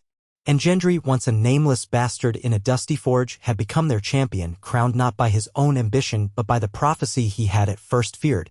He saw no illusions of grandeur now, there would be rebuilding and new challenges. But for this moment, as the dawn lit up Winterfell's walls, Gendry felt a sense of hope he had never known. Perhaps, at last, the Hammer's son had found his place, forging a brighter future for a realm that had faced the darkest night and survived. Gendry could still taste the bitterness of smoke and ash in the cold air. The first rays of daylight played softly upon the fallen bodies that carpeted the field outside Winterfell's ruined gates. Snow drifted in slow spirals, landing on armor and bloody cloaks, on the broken swords and splintered spears. The reek of death lingered, but there was, beyond all of that, an almost reverent hush. The White Walkers were gone. The threat they had carried from the far north had crumbled to dust when Lightbringer pierced the Night King's icy armor. He stood there still, though the battle had ended hours ago. Lightbringer's point pressed gently into the frosted earth as he leaned on the hill. He was too exhausted to trust his legs to support him otherwise. Around him, the living shouted and embraced, many stumbling from wounds or half-collapsing in relief. Cheers erupted at intervals, though the exuberance sounded strangely muted in Gendry's ears. Everything felt distant, like echoes in a dream. Perhaps that was the weight of prophecy settling into his bones, or simply the result of unrelenting fatigue. At length he sensed movement behind him. Davos approached with heavy steps. The Onion Knight looked older than ever, cheeks pale with weariness. He stopped a pace away. "Your Grace," he said softly. Then, as if remembering the friend beneath the titles, he set a hand on Gendry's shoulder. "Lad, you did it." Gendry drew in a trembling breath. He lifted his gaze from the snow to take in the devastation around them. "We all did," he replied. "No prophecy, no sword, none of it would matter if all these people hadn't fought." A pang struck him. He recalled the men and women who had been cut down by whites, by the icy breath of the undead dragon. So many lives lost, all for a single chance at survival. Davos nodded, his eyes clouded. "Aye. We'll need to count the dead soon. There'll be mass funerals. Could be days before we finish burying everyone." Gendry bowed his head in sorrow. They should be honored, each name remembered. They saved the world tonight. He tried to straighten, but pain shot through his ribs. A slash across his side, one he had hardly noticed during the frenzy, now burned. He nearly toppled. Instantly, Davos caught his arm, supporting him. Gendry managed a thin smile of gratitude. "I'm fine," he insisted, "just need a moment." "You need a maester," Davos countered, voice gruff. "Come, let's see if there's anyone left in the infirmary who can tend to that." Before they could move, Melisandre appeared. The red woman glided across the snow as though the cold did not touch her, the tattered hem of her crimson robe trailing. A few hours earlier, she had stood atop the walls, conjuring flame with unearthly intensity. Now her cheeks were hollow, her red hair matted with ash. Yet her eyes still held that same glow, as if an inner fire sustained her. "Gendry," she said, voice low. For once, she did not call him Azor, Ahai, or Your Grace. Gendry blinked, too weary to muster more than faint curiosity at her change of tone. "You should rest," he told her. "You've done enough." "We have all done what the Lord of Light required," she replied. "The dawn has come, and with it, a new age." She glanced at Davos, then set her gaze back on Gendry. "Your men look to you. They will want words of comfort, of hope. Their king must speak." Gendry nearly groaned. "I'm not sure I can stand unaided right now. And you want me to give a speech?" Davos cleared his throat. "Not necessarily a speech, lad, but we can't just leave them all in confusion. The threat might be ended, but there's 1,000 problems to come, the wounded, the orphans, the repairs, the question of the throne." At that, Gendry's stomach tightened. He had claimed a crown for the sake of uniting the realm against the dead. Now that the Night King lay shattered, would men still kneel to him? Or would the realm descend back into petty squabbling? He remembered the War of 5 Kings, how conflict had torn Westeros apart. The realm needed peace. But peace could be as elusive as prophecy. He clenched Lightbringer's hilt, drawing a measure of steadiness from its lingering warmth. "All right, I'll do what must be done. But first, I need my side bandaged before I collapse." Davos helped him across the courtyard. The once proud gates of Winterfell were half-smashed, massive timbers scattered. Somewhere, a group of men were already salvaging what they could. Another pair dug frantically through fallen stones, searching for survivors. Gendry's vision blurred at the sight of the wounded lying in rows near the kitchens, too many for the small infirmary. The moans of pain tore at his heart. War was war, he knew, but he had never expected to be the one standing on such a battlefield, crowned and hailed as savior.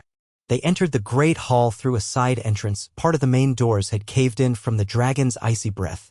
The hall smelled of soot, sweat, and old blood. A handful of the wounded lay here too, swathed in bandages. He saw Sansa Stark at the far side, stooping to speak softly with a child who had lost an arm. The child's tear-streaked face brightened slightly at Sansa's words. Sansa looked up and caught Gendry's eye. Her expression wavered between relief and grief. He managed a nod, acknowledging her presence. Though physically unhurt, she looked drained, black circles under her eyes. She had led the people of Winterfell through the siege, ensuring as many as possible found shelter. In that moment, Gendry felt an odd kinship with her. Both of them were thrust into roles neither had asked for. Both needed to be strong for those who relied on them. A maester approached, beckoned by Davos. Gendry was guided to a bench in a corner. He removed his breastplate, hissing as the movement tugged at the torn flesh on his side. Carefully, the maester pulled away the ripped gambeson to reveal a jagged laceration that had stiffened with dried blood. Melisandre hovered close, murmuring a prayer as the maester cleaned and stitched. Gendry tried not to flinch when the needle pierced his flesh. He felt as though he'd been hammered like hot steel. Each new jab reminded him of how human he was, prophecy or no. Finally, the maester bound the wound in clean linen, instructing him to rest. Gendry ground out a thank you, then stood with Davos's help. He tugged his breastplate back on, bracing himself for a surge of fresh pain. The armor felt heavier than ever before, but he managed to stand straight, shoulders back. Even if he felt close to collapse, he had to appear like the unbroken champion they believed in. That was part of being Azor Ahai reborn, or so Melisandre had said. With Davos and Melisandre following, Gendry moved through the Great Hall. The flicker of torchlight revealed wounded warriors on cots, tired healers scurrying among them with bowls of herbs and bandages. Sansa had begun distributing small rations from whatever the kitchens could spare. They had expected a siege, so the storehouses were not empty, but the winter stores had already been strained by the arrival of so many refugees. Gendry swallowed the guilt that rose within him. These were the harsh realities of rule. He paused in the center of the hall where the tables had been cleared. Some of the men and women glanced up at him. Whispers moved through the space. The king. Azor Ahai. He's alive. That's Gendry. He raised a hand, beckoning them closer. A hush spread, broken only by the crackle of flames and the groans of the injured. Gendry felt his mouth go dry. He had never been one for speeches. He was a blacksmith, used to letting his hammer speak for him. But now the hammer had become a crown, the anvil a throne. He drew a steadying breath, mindful of the tugging pain in his side. "We're alive," he began, voice echoing off the stone walls. "The dead have been destroyed. Their leaders are gone. We've won a victory that once felt impossible. For that, I thank all of you, every soldier, every healer, every cook, every soul who held out hope through the darkest night." Some nodded. Others, tears shining in their eyes, hung on every word. Gendry continued, forcing confidence into his tone. "But we must remember the cost. We lost many good people, friends, family, comrades. Let us not forget their sacrifice. Today we mourn. Tomorrow we rebuild. We will bury our dead with honor, and we will not let their names vanish in the wind." He paused, scanning the faces before him. "Winterfell stands because of all of us. The realm stands. The threat we feared has been beaten back. But the wars of men can still tear us apart if we let them. We have a choice now. Do we fall back into old rivalries, or do we forge a realm united in peace? I say we should stand together, for the living, for the future our dead have won." Low murmurs of agreement spread. Some even raised their fists, though many were too worn down to muster more than a nod. Gendry cleared his throat. "I know many here followed me because they believed in the prophecy and in Lightbringer.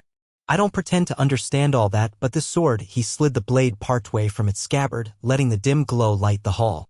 "It was forged to protect us from the darkness. And I'll keep using it that way.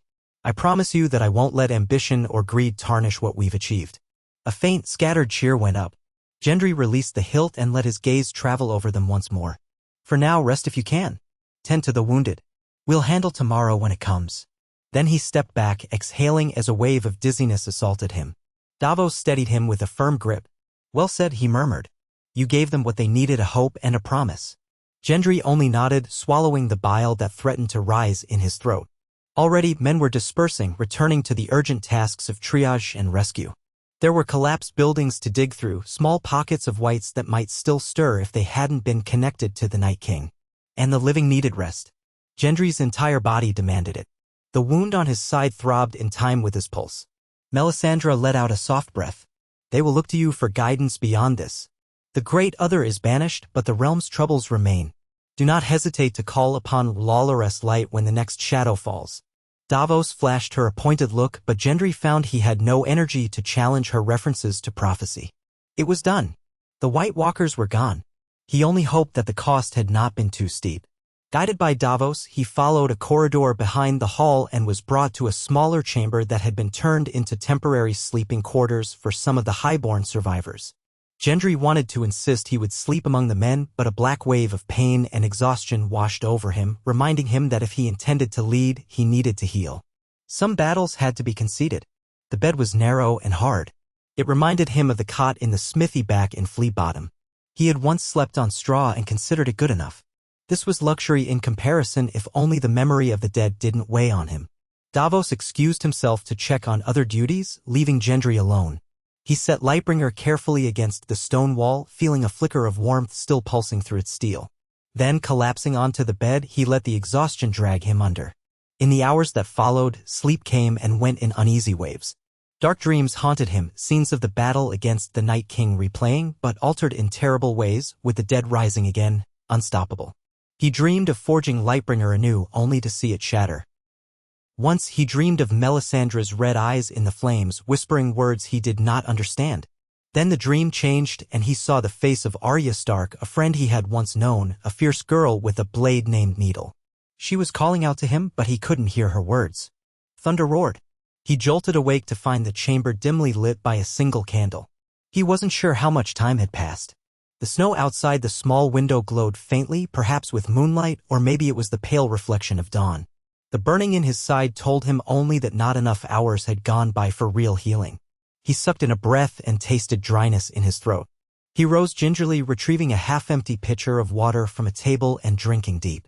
A bandage around his torso had already stained with fresh blood, but not enough to worry him. At least the stitching had held. He realized with a stab of guilt that he had slept while many of his people still toiled to clear debris and search for survivors. But if he were to be any use to them, he needed a body that didn't collapse under him. Deciding he'd had enough tossing about, he pulled on a simpler tunic and gingerly donned a leather jerkin over the bandages. Lightbringer he belted at his waist. The sword felt unnaturally light, as if waiting for the next threat. He left the chamber to see how the castle fared. Winterfell at night was full of drifting smoke and low-voiced laments. Corpses had been gathered in a courtyard, partially covered with tarps until they could be burned or buried. Some they had placed in neat rows, while others were still being pulled from the rubble. Gendry tried to steel himself, but the sight turned his stomach. He recognized among the fallen the faces of a few men who had marched south with him, pledging themselves to the so-called King of the Storm. They had believed in him. And now they lay cold and lifeless. He clenched his fists at his sides, feeling a tremor. The cost. This was the cost. The faint crunch of boots in the snow alerted him. He turned to see Lady Sansa approaching, her crimson hair covered by a fur-lined hood. She paused a few steps away, her eyes flickering from him to the rows of dead. "I'm sorry you have to see them like this," she said softly. "Though I suppose we both must." Gendry inclined his head. "I wish I could have spared them. If the threat had been stopped at the wall, or even earlier. But it was too big for any one place to hold back alone." Sansa's lips pressed thin. "Winterfell has faced its share of sorrows. We'll do what we must to bury them. It isn't your fault, though. Remember that. You saved tens of thousands more." He let out a shaky breath. She was trying to console him, which struck him as odd, given she had already endured so much. "I suppose that's true," he managed. "Though it's still bitter." She gazed over the bodies, then up at him. "I wanted to thank you. In the chaos, I don't think I properly did so. You carried that sword and destroyed our worst nightmare. Without you, I doubt we'd still be breathing." Gendry shifted uncomfortably, conscious of how every thank you seemed to magnify the hollowness inside. "I just swung a blade," he said. "All of us fought.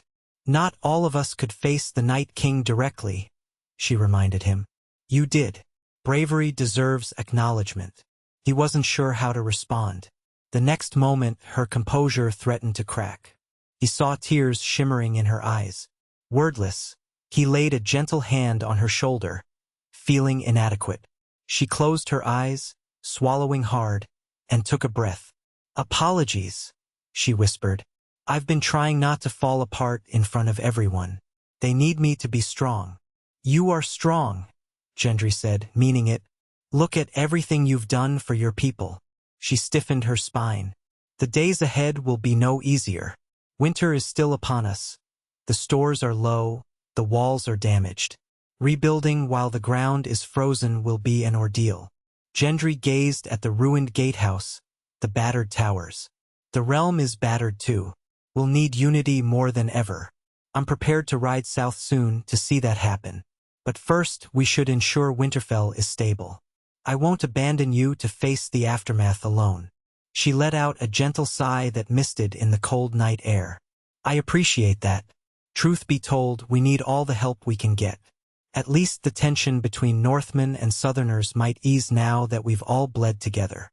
When you do ride south, I hope you'll find allies, not more enemies. We've had enough war. Gendry nodded. I hope so too. He glanced again at the dead. I'll do what I can to help with the bodies. I'm no stranger to heavy labor. A corner of her mouth turned up, a sad smile. A king offering to help carry corpses? You'll never fit in at King's Landing with that attitude. He gave a low laugh. I'm no typical king. Then, sobering, he added, but this is the right thing to do. Together, they moved among the dead, helping the small group of men and women placing bodies onto makeshift litters. It was gruesome. Orc, blood staining the snow, limbs stiff with rigor. Gendry's side ached fiercely, but he gritted his teeth. With each body he lifted, he whispered a silent prayer for them, for the families they left behind, for peace in the next world if there was such a thing.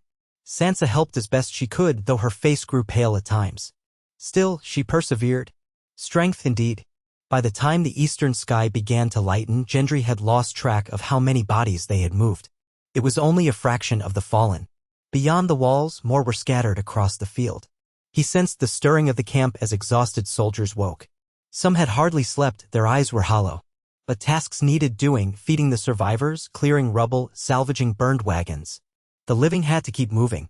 People began to notice Gendry among them, the new king of the storm, laboring in the same grim tasks. Some whispered that Azor Ahai shouldn't dirty his hands with mundane chores. Others gazed at him with silent respect. He ignored it all, focusing on the relentless job. By midday, the burden grew too great for his wounded side and he was forced to rest, pressed by a maester and an adamant Davos. They found shelter in a half-collapsed stable, the smell of horses mixing with the thick stench of blood. Gendry sat on a crate while the maester gingerly reapplied bandages. Davos watched, arms folded, worry etched into his brow. When the maester finished, Gendry let out a pent-up breath. You mustn't push yourself so hard, Davos chided. We can't have you dying from an infected wound now that the battle's over.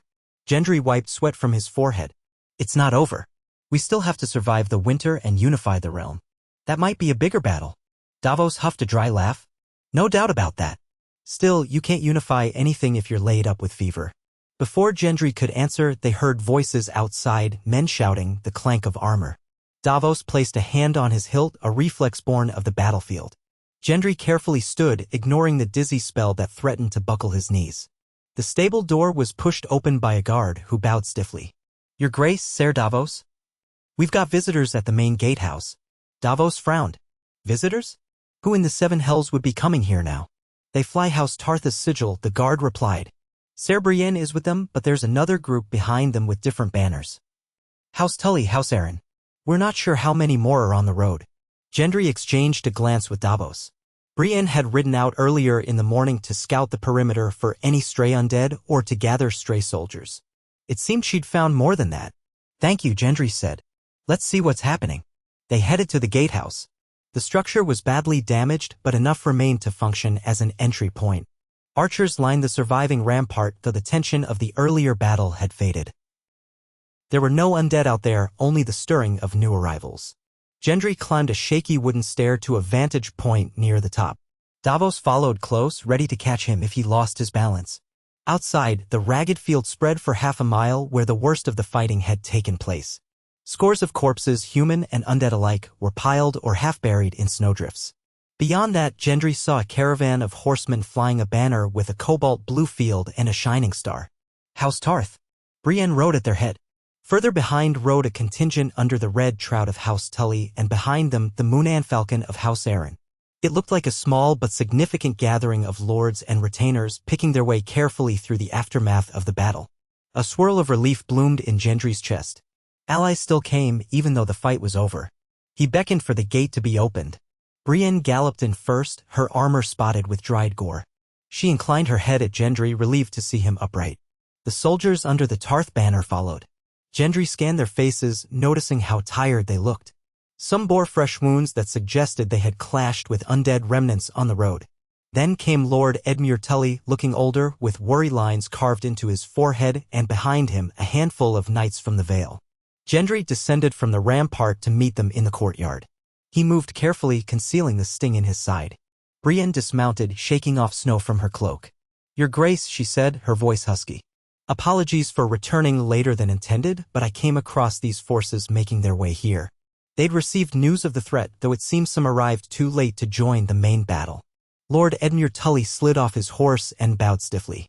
"Your Grace, we left Riverrun as soon as word reached us that the army of the dead had advanced. We did our best to gather men, but the roads were harsh and the storm slowed us."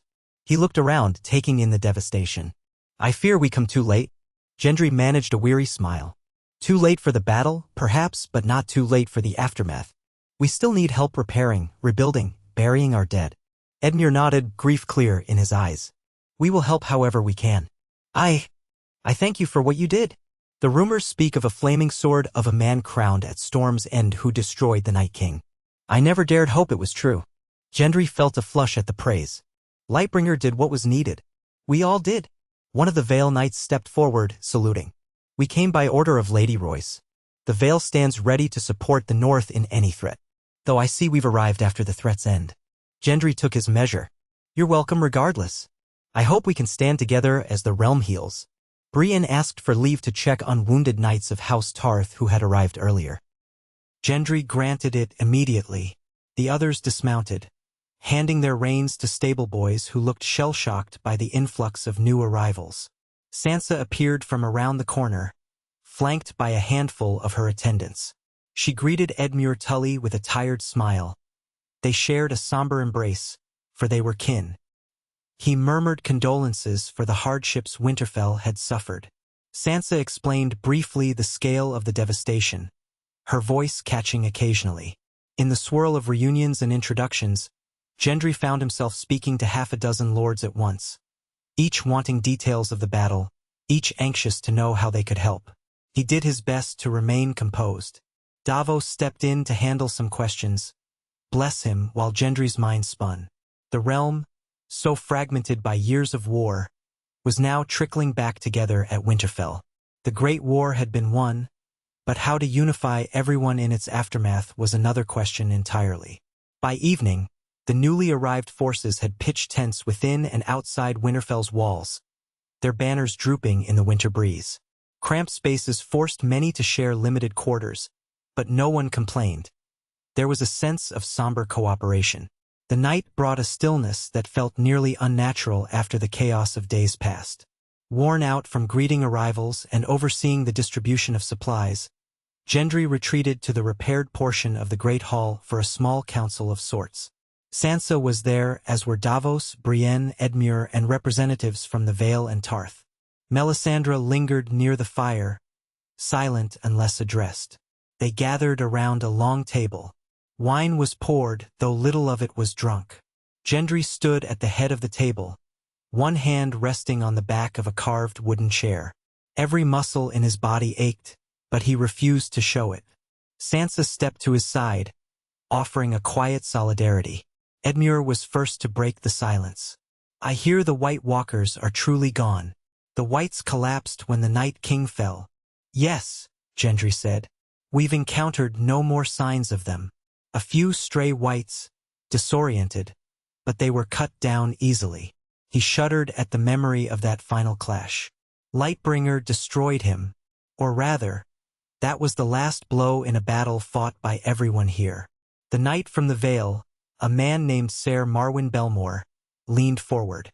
"Does this mean we can safely resume normal life?" He instantly grimaced at his own words. "I mean no disrespect. Obviously, the realm is in tatters. But is the threat of the dead truly ended?" Melisandre spoke in a low, resonant tone. "The great Other's champion has been vanquished for now. The Night King was the spearhead of darkness. Without him, the undead that remained lost their unholy spark. It may be centuries before such a horror rises again, if it ever does." A wave of relief passed over most faces at the table. Brienne gave a curt nod, as if satisfied. Edmure exhaled heavily. "Thank the gods," he said softly. And thank you, Gendry Baratheon, for carrying that blade. Gendry tried to shrug off the praise. The war might be done, but now there's the matter of peace and governance. The Iron Throne in King's Landing. Do we know who sits it now? Last I heard, there was chaos. Davos cleared his throat. Cersei Lannister was dethroned some time ago, but the aftermath was complicated. Euron Greyjoy made a play for the city, so did other claimants. Some said a Targaryen pretender was stirring in the east. He shook his head. But with winter hitting so hard and ravens not always getting through, we've had little news. Sansa folded her arms. King's Landing is a ruin, or so rumor says. The last war laid it to waste. Many fled north or scattered to the countryside. But eventually, someone will claim the capital if we do nothing. Edmure lifted a hand. If the realm is truly to be united again, we must settle on a recognized sovereign.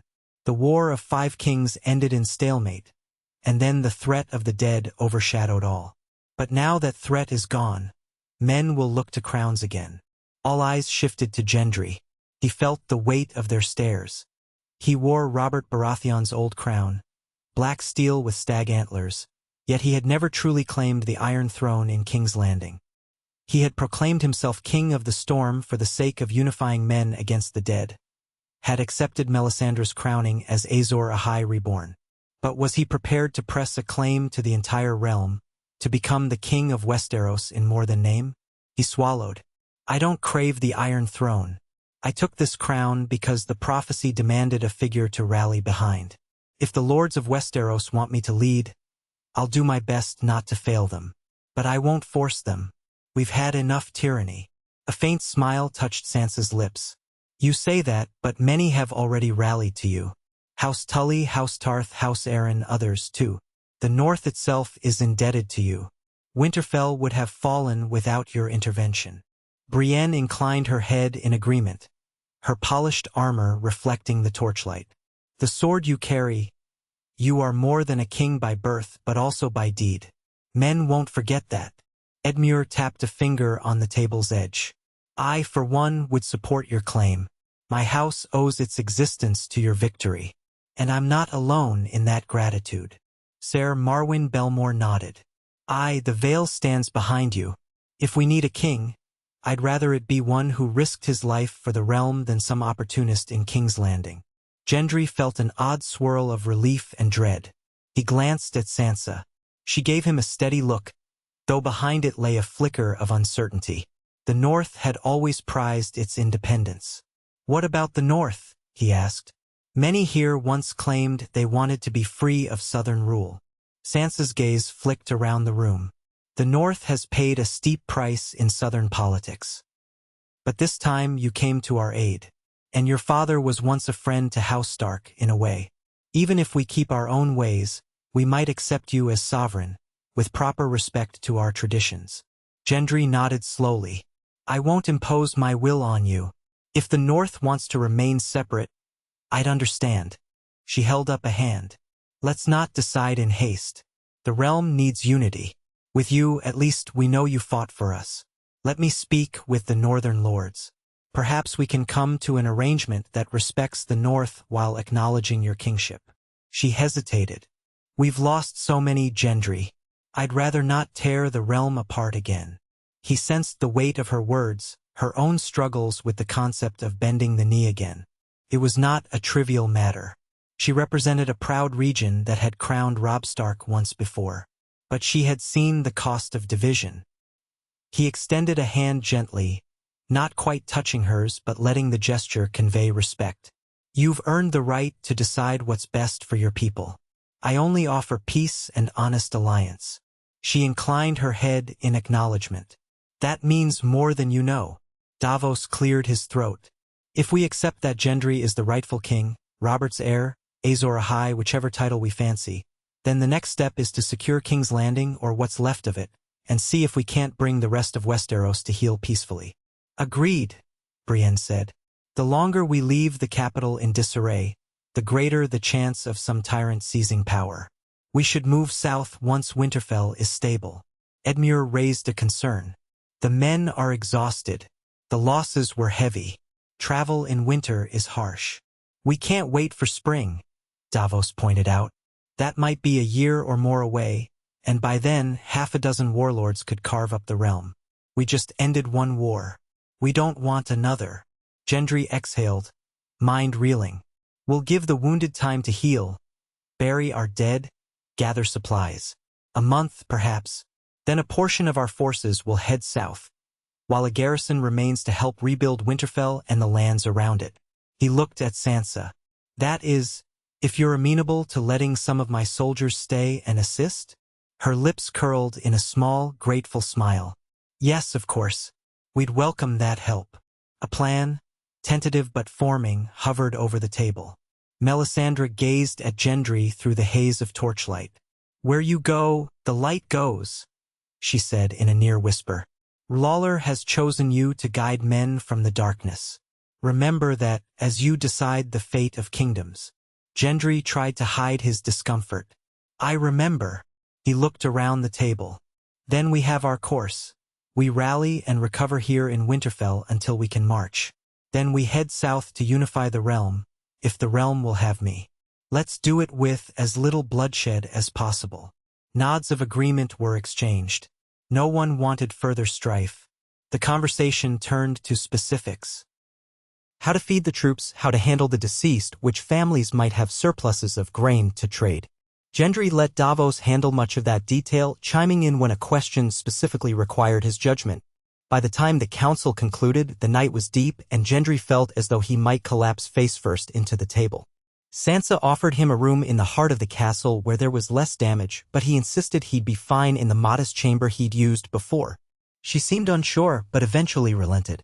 Melisandre drifted away, offering no words of farewell. The others dispersed to find what rest they could. In the corridor, Davos accompanied Gendry like a silent guard. At last, the older man sighed. Well, Your Grace, you're a king with supporters. And from the sound of it, more will come if you make the right moves. You ever dream of such a thing when you were hammering steel in Flea Bottom?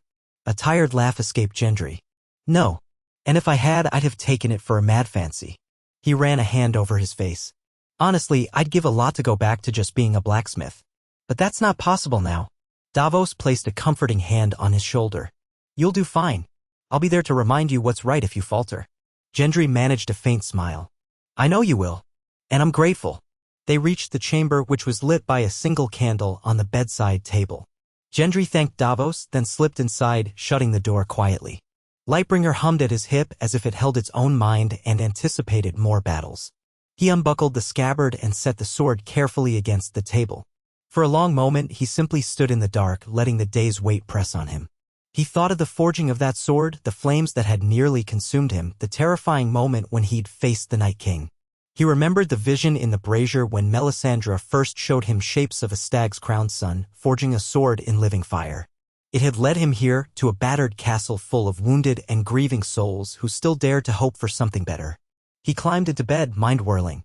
Sleep eventually stole over him like a thief, bringing only uneasy dreams. In the week that followed, Winterfell slowly transformed.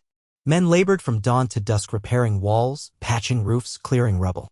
The gates were rebuilt in a makeshift manner, though it would take far longer to restore them to their former strength. Gendry joined in, hammering timbers and helping carry stones, ignoring the protests from those who said a king shouldn't dirty his hands. The effort soothed him in some ways.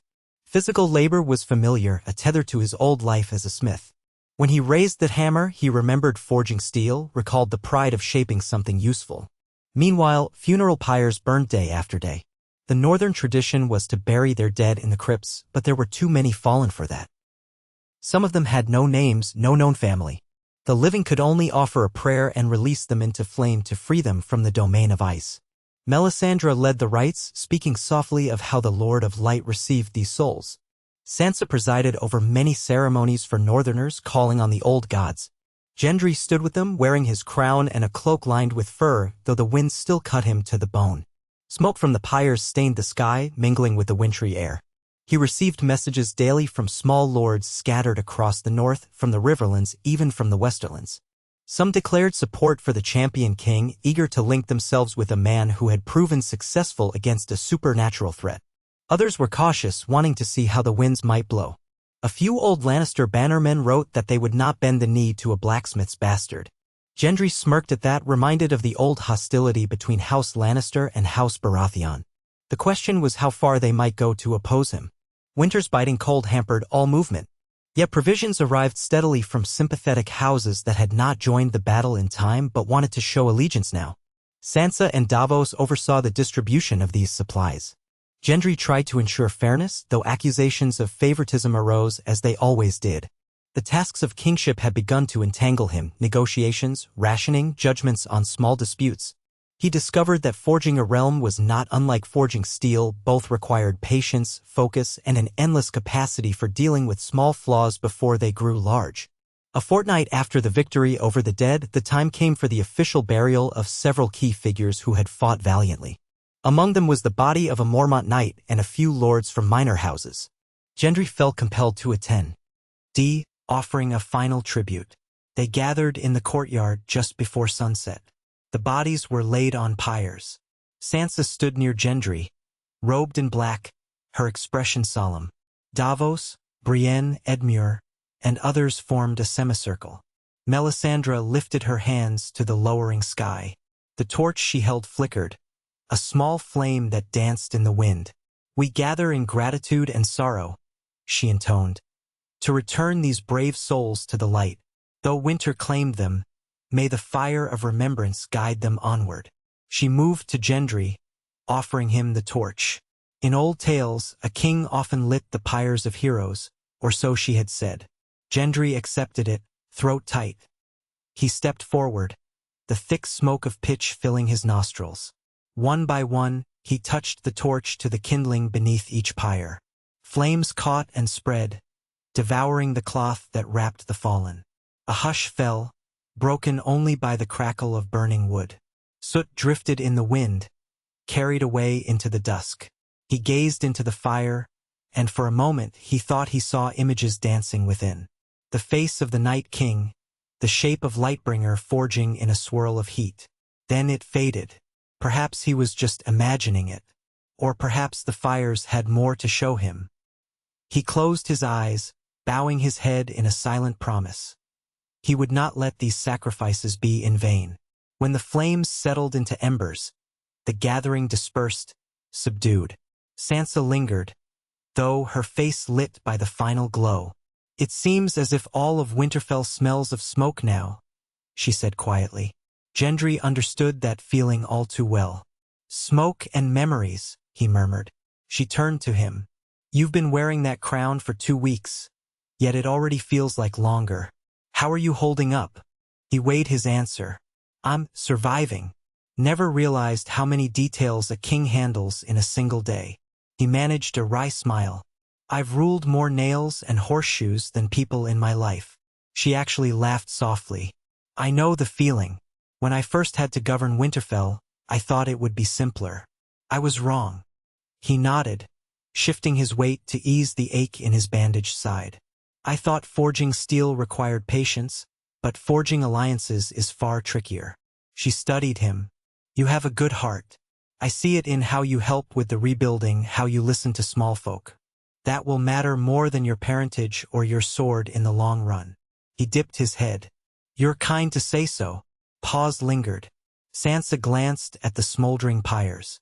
"We'll keep burying our dead, but we also must look to the living. I've been speaking with some of the northern lords on your behalf. Many are wary. They recall how bending the knee to southern kings brought them heartbreak. But I believe if we frame this alliance as one of mutual respect, they might accept you." Gendry felt a flicker of relief. "Thank you." She pulled her fur cloak tighter against the cold. "Perhaps we can finalize matters before you march south. A formal pledge, or a ceremony that acknowledges your kingship but grants the North certain freedoms. Like the right to choose their own warden of the North, for instance? Yes, or the right to settle internal disputes without interference. The North is vast, and many here distrust Southern methods." Gendry thought of the incompetent or corrupt officials he had known in King's Landing. "That makes sense. As long as we remain united against external threats, I see no reason to meddle in your internal affairs." Her eyes warmed with gratitude. That attitude alone will sway many hearts. We can discuss the finer points soon, but for now rest. Or what passes for rest in these times. He glanced at the darkening sky. Thank you. I will. You too. They parted ways. Gendry found himself returning to his small chamber with a curious sense of comfort. Sansa Stark's approval felt strangely important to him, perhaps because she embodied the North's judgment. Or perhaps because they had both endured more than their share of upheaval, each forging a new identity in the fires of war. That night he dreamed again of the forge. This time he was hammering a sword shaped like a great stag antler. Sparks flew in showers of red gold. When he quenched the sword, it did not hiss. It roared like a beast. He awoke with a jolt, heart racing. Sure, he could smell hot steel. But the chamber was dark and cold, and Lightbringer leaned quietly against the table. Only the faint glow of banked coals in the hearth broke the shadows. 3 more weeks slipped by in a blur of reconstruction and negotiation. Sansa and Gendry labored with the Northern Lords, hammering out terms by which the North would remain part of the 7 kingdoms under Gendry's reign, while retaining certain self-governance. Some of the older lords resisted fiercely, but the memory of the Dead's invasion weighed heavily, reminding them how vital unity had been. One by one they agreed. By the end of the 3rd week, Sansa arranged a gathering in the Godswood, where the ancient weirwood tree stood witness to a solemn oath. It was a crisp morning, the bare branches of the weirwood tinged with frost. Gendry stood before it, crowned, wearing a cloak of black and gold. Davos, Brienne, Edmure, and other notable figures watched. Sansa stood opposite him, flanked by Northern lords including Lord Glover, Lady Cerwyn, and a few others. The hush that fell was profound. Sansa lifted her chin. Gendry Baratheon, King of the Storm and Champion of the Living, do you swear to protect the North and allow its people to keep their traditions, laws, and leadership in matters that concern only the North? Gendry's breath fogged in the cold air. I do so swear, by the old gods and the new, and by the light of R'hllor. Sansa nodded. Then, in the name of the North and House Stark, I pledge our loyalty to you as King of Westeros, so long as you hold to your vow and protect the North from external foes. We will stand by your side in war and peace as we did against the Dead. A ripple of assent moved among the lords behind her. Sansa took a step forward. She knelt slowly, placing a hand upon the snow-dusted ground. One by one, the other Northerners followed her lead, bending the knee to Gendry. He swallowed hard, overwhelmed by the gravity of this moment. He knew the North rarely bent the knee lightly. The weight of their trust pressed upon him like a physical force. I promise, he murmured, voice thick, never to betray that trust. As Sansa rose, the corner of her mouth quirked in the faintest smile. Then let us stand together, as we did in battle. He offered his hand and she shook it, a formal, almost ritual gesture. Behind them, the watchers erupted in a subdued but genuine applause. The old weirwood tree towered, silent witness to this forging of unity. When they emerged from the Godwood, Gendry sensed a change in the air. Tension lingered, but at least the North had formally recognized him. That evening, the lords feasted in the Great Hall, though calling it a feast was generous, given the modest rations. A few freshly slaughtered pigs, some root vegetables, and a handful of barrels of sour ale had to suffice. Still, the mood was more cheerful than any gathering since the battle. Music played, voices rose in toasts to the memory of the fallen and to the new alliance. Gendry drank sparingly, mindful that too much ale would worsen the ache in his side. At one point, he found himself seated beside Davos, who was gnawing on a chunk of bread. The older man gave a rare grin. Lad, your grace, I never thought I'd see Northerners so willing to bend the knee to anyone. You've done something remarkable here. Gendry sipped his ale, wincing at its bitterness. They're doing what they believe is best. I only hope I don't let them down. You won't, Davos said firmly. So long as you keep your word. And I've never known you to break it. Gendry let himself smile, the first genuine grin he'd felt in days. Thank you, Davos. After the feast, Gendry slipped away from the crowded hall to find a moment of quiet. The corridors were dim, lit only by occasional torches. Outside, the wind moaned over the walls. He found his way to a partially collapsed tower, an older part of Winterfell that had taken a direct hit from the undead dragon's ice breath. A portion of the roof was gone, and through the open space he could see the stars glimmering coldly. Snow drifted onto the broken stones. He climbed carefully, mindful of loose rubble, until he reached the remains of a spiral stair leading to a half-intact landing. Up there, the air was frigid, but the view was striking. He could see the castle courtyard below, the bustle of men settling in for the night. Far beyond, the snowy plains extended, ghostly under moonlight. Closer at hand, he saw the fresh timber supporting a gaping hole in the roof. Without the roof, the tower was open to the sky. He leaned against a crumbling parapet, ignoring the chill that seeped through his cloak. A voice startled him. "I hope you're not thinking of jumping." He whirled to see Sansa emerging from the shadows, arms folded. Her breath smoked in the air. She wore a heavier cloak now, fur-trimmed, and her cheeks were red from the cold. He managed a short laugh. "No. Just needed to breathe." She nodded and stepped beside him, looking out over Winterfell's battered sprawl. "They say the next storm is coming soon. We should have fresh snow by morning." He made a face. "As if we don't have enough already." A small smile played on her lips. "Winter in the north is never gentle. But you get used to it." They fell silent, each lost in thought. After a time, she spoke softly. "You've done well, forging this treaty. I'm grateful. Truly." He shrugged. "It's what needed to happen." She turned to face him, her expression thoughtful. "Do you ever wish you could just put down the crown now that the White Walkers are gone? Let someone else handle the politics, the alliances, the wars?" A long breath escaped him. "Yes. Every day, a part of me wishes I could return to the forge. But if I walked away, the realm might tear itself apart again. I can't let all those sacrifices be for nothing." She looked away, exhaling softly. "I understand. Responsibility can feel like a cage, even when it's one we choose to wear. Still, I admire that you don't shy away." He gave her a searching glance. "What about you, Lady Sansa? If you had the option, would you leave Winterfell and find a quieter life somewhere?" Her gaze flicked over the broken tower. Snow dusted her hair, and she shrugged. "Where would I go? The north is in my blood. My family's memory is woven into these stones. Besides, I've learned running away never solves anything. There's always another threat lurking." He bowed his head slightly in agreement. "True." They lingered there a while longer, the silence not uncomfortable. Gendry realized that, despite everything, he felt a strange serenity in her presence. Both of them were battered by war and duty, yet found a fragile peace here in the cold and the quiet. Eventually, she said goodnight, and he watched her descend the crumbling stair. He remained a moment more, letting the chill wind nip at his skin until the ache in his side flared too sharply. Then he, too, returned to the keep. Time marched forward. Snowstorms battered Winterfell off and on, forcing the camp into a frustrating cycle of clearing drifts, patching roofs, and digging paths. But by the end of that month, the worst of the reconstruction was done. Enough men had healed from their wounds to travel, and the supply lines from more southerly regions grew more reliable. The next phase loomed, the march south to restore order in King's Landing.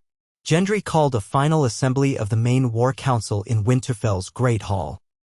Sansa attended, as did Davos, Brienne, Edmure, Ser Marwyn Belmore for the Vale, and several others representing houses that had joined the cause. Melisandre stood by the hearth, face shadowed by her red cowl. Gendry took his seat at the head of the table, though he still found the high-backed chair somewhat uncomfortable. He cleared his throat. "We've decided that a force of about 4,000 men, some from the north, some from the Riverlands, the Vale, and Storm's End, will travel with me to King's Landing. The journey may be treacherous in winter, but we'll move slowly and make use of friendly castles for shelter. The rest will remain here to safeguard Winterfell and continue rebuilding." Sansa nodded. "I'll stay and oversee things in the north. Once the roads are more passable and we've set up a stable governance, I may join you in King's Landing. But for now, the north still needs me." He accepted that with an understanding smile. "We'll expect to see you when winter loosens its grip. In the meantime, I trust you'll keep the realm's best interests at heart." "Always," she said quietly. Davos stood. "I'll ride with Gendry. We'll aim to reach the Trident by the end of the second week, then proceed to Harrenhal or Riverrun, depending on conditions." Edmure offered a half-smile. "You'll find Riverrun's gates open. My people will welcome you. If you need additional supplies, you only have to ask." Gendry inclined his head gratefully. "Thank you, Lord Tully. That might be necessary." Brienne's gauntlet hand rested on the table. "I will come as well if you'll have me. My sword is yours and I know the roads to the south. If trouble arises, I'd rather be there to help than remain idle." Gendry was pleased. "I'd be honored to have you with us, Sir Brienne." Melisandre's voice emerged softly. "I, too, shall accompany the king. My place is at his side, for the flames still have secrets to reveal." A few at the table exchanged uneasy looks, but Gendry shrugged inwardly. She had not tried anything sinister since the forging of Lightbringer. If she wanted to remain in his retinue, perhaps her counsel would prove useful if only to keep an eye on her. With the plan set, they spent the next few days finalizing logistics. Horses were shod, with Gendry occasionally offering advice to the blacksmiths, wagons loaded with provisions, cloaks, and boots prepared for the cold journey. On a crisp morning, as the sky glowed pearly gray, the gates of Winterfell swung open to let the royal host depart. Gendry sat astride a sturdy warhorse, wearing armor that had been repaired and polished, with the crowned stag insignia faintly visible beneath a swirl of flame, Melisandre's edition. Lightbringer hung at his belt, its hilt hidden under a thick cloak to protect his hands from the freezing metal. Behind him rode Davos, Brienne, and Melisandre in a carriage. House banners rippled in the icy wind. Men hunched on their horses, their breath steaming. At the walls, Sansa stood with a cadre of Northmen, all bidding the army farewell. Gendry met her gaze one last time before spurring his horse forward, leading the column out onto the snow-covered road. So began the arduous march south. The first days tested them with knee-deep drifts and biting winds. Progress was slow. Some nights they camped in the open, building large fires that did little to ward off the northern chill. The men told stories to keep their spirits up, reciting their memories of fighting the Whites or repeating rumors of what might await them in the south. Gendry did his best to mingle with them, to remind them that he was not an aloof king but one of their own. When they reached the White Knife, they crossed on a hastily constructed bridge of ice-laden timbers that groaned under the weight of passing wagons. Davos muttered prayers to all the gods while crossing. On the far bank, the land began to slope downward, the snow lessening bit by bit. By the time they neared the neck, the temperature had risen enough to turn snow into slush, a different kind of misery. Men and horses slogged through muddy paths. In Moat Cailin, they found respite, occupying the old stronghold for 3 nights to let the men rest. Gendry walked the perimeter, studying the ancient towers that had once guarded the north so fiercely. Now only a few battered walls remained. He recalled hearing that the Ironborn had once held it, and before them countless invaders had broken against its defenses. It was a relic of an older world. He wondered if it would be relevant again in a future that might be more peaceful if all went well. By the time they left Moat Cailin, word had spread that Gendry's host approached. Ravens had flown ahead with the news. Some small folk emerged to watch, greeting the soldiers with cautious curiosity. A few recognized Lightbringer's name and cheered the king who defeated the dead.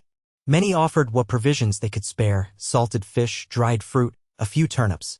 Gendry made sure to compensate them fairly, not wishing to take advantage. The realm was battered enough. As they pushed into the Riverlands, the climate grew milder compared to the north, though winter still lingered. Snow fell in fitful flurries rather than blizzards. The men's spirits rose at the sight of open farmland, though much of it lay fallow or ruined from previous wars. The roads improved, too, no longer as choked by ice. They made better time. When at last the towers of Riverrun rose before them, Gendry felt a curious stirring of hope. Edmure Tully's men welcomed them with horn blasts and open gates. The castle, built at the fork of the Red Fork and the Tumblestone, was a secure and storied stronghold. Inside the walls, the Tully banners fluttered in a gentle breeze. The inhabitants gathered in the courtyard to see the arrival of the king with the flaming sword. Edmure received them graciously, offering the main hall as a place to gather. He and Gendry embraced like brothers, though in truth they were not well acquainted. The warmth of the greeting felt genuine, though. Edmure led Gendry inside, the other notable lords and knights in tow, while the lower ranks found lodging in barracks or tents outside the castle proper. Fires were lit to ward off the chill. Servants hurried to prepare food, limited though it might be. Once seated, Edmure lost no time in describing the troubles that plagued the Riverlands. Banditry had surged since the War of 5 Kings, and the last scraps of loyalists to old regimes sometimes clashed with local lords. Crops had been trampled or burned in previous conflicts. The small folk lived in fear of roving brigands. Gendry listened carefully, realizing that the realm's scars ran deep. Even with the threat of the White Walkers vanquished, men still had reasons to fear one another. He promised Edmure that, once the capital was stabilized, they would send sworn swords to restore order in the Riverlands.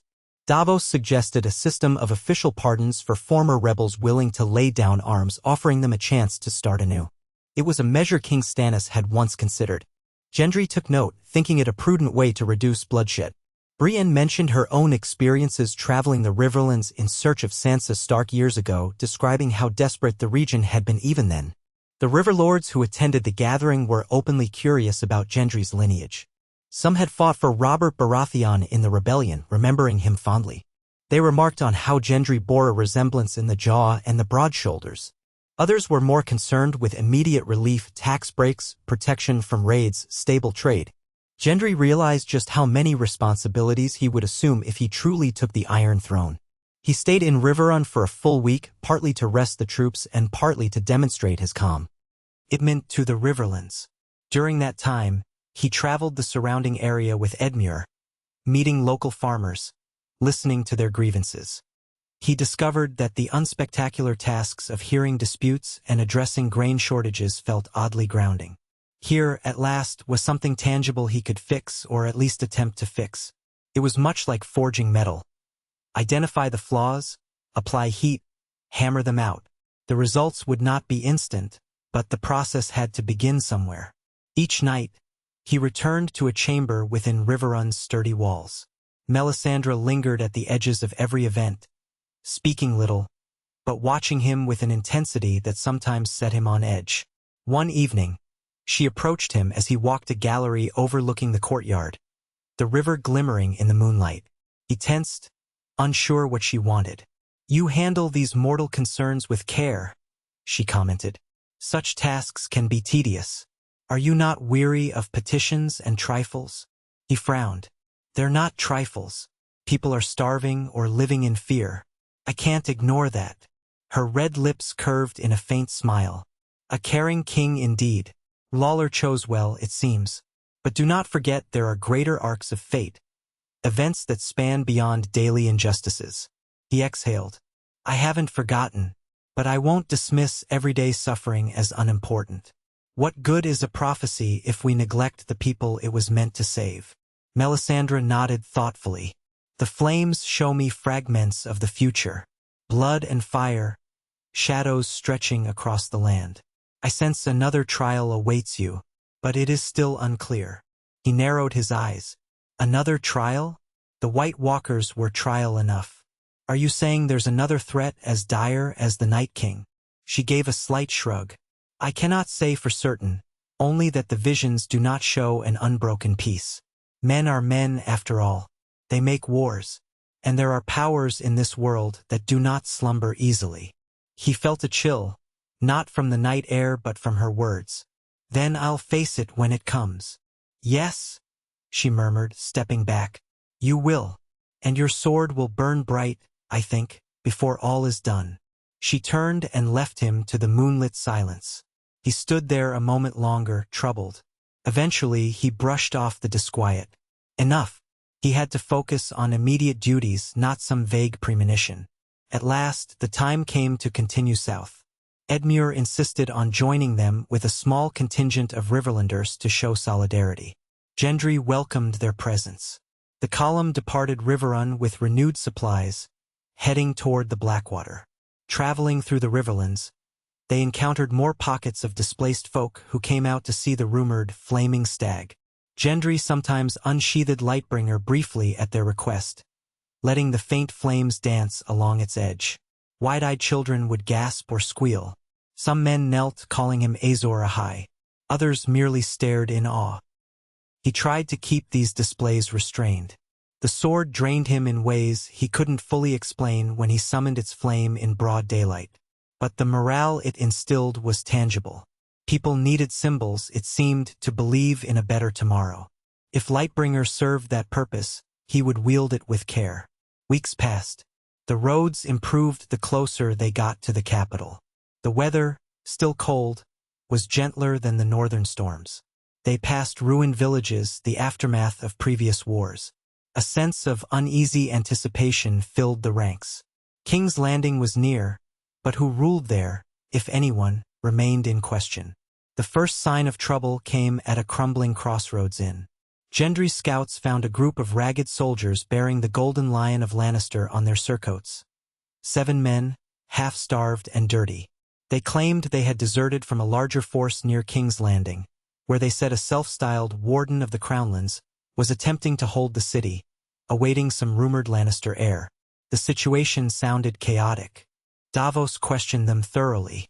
They spoke of a battered capital, with many districts partially burned. The Red Keep was rumored to be standing but damaged. Lawlessness prevailed in the outskirts. Gendry's men let the deserters go after ensuring they posed no threat. The news set the council on edge. If Lannister loyalists still hoped for a resurgence of that house, they might resist Gendry's claim. He braced himself for another fight, though he prayed it could be avoided. When they finally caught sight of King's Landing from a distant ridge, Gendry felt his heart clench. Smoke curled from some parts of the city, though whether from cooking fires or something worse, he couldn't tell. The walls looked blackened, pockmarked with holes from battles or dragon fire. The sprawl of the city was as large as he remembered, yet it seemed subdued, as though half the life had been wrung out of it. They made camp in a wide field by the Rose Road, intending to approach the city in the morning. Gendry tried to rest, but sleep eluded him. Memories of Flea Bottom tugged at him. He had spent his childhood in those cramped, filthy streets, forging metal in Tobo Mott's shop.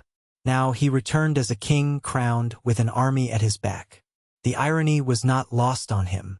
Before dawn, he rose and donned his armor. Davos and Brienne joined him, discussing strategy. They would send riders ahead with white flags, bearing Gendry's royal sigil, a crowned stag wreathed in flame, announcing his intent to claim the Iron Throne. If the city resisted, he had enough forces to lay siege. But that was the last thing he wanted: more death in a city already scarred by war. They advanced after sunrise, horns sounding to announce the royal host.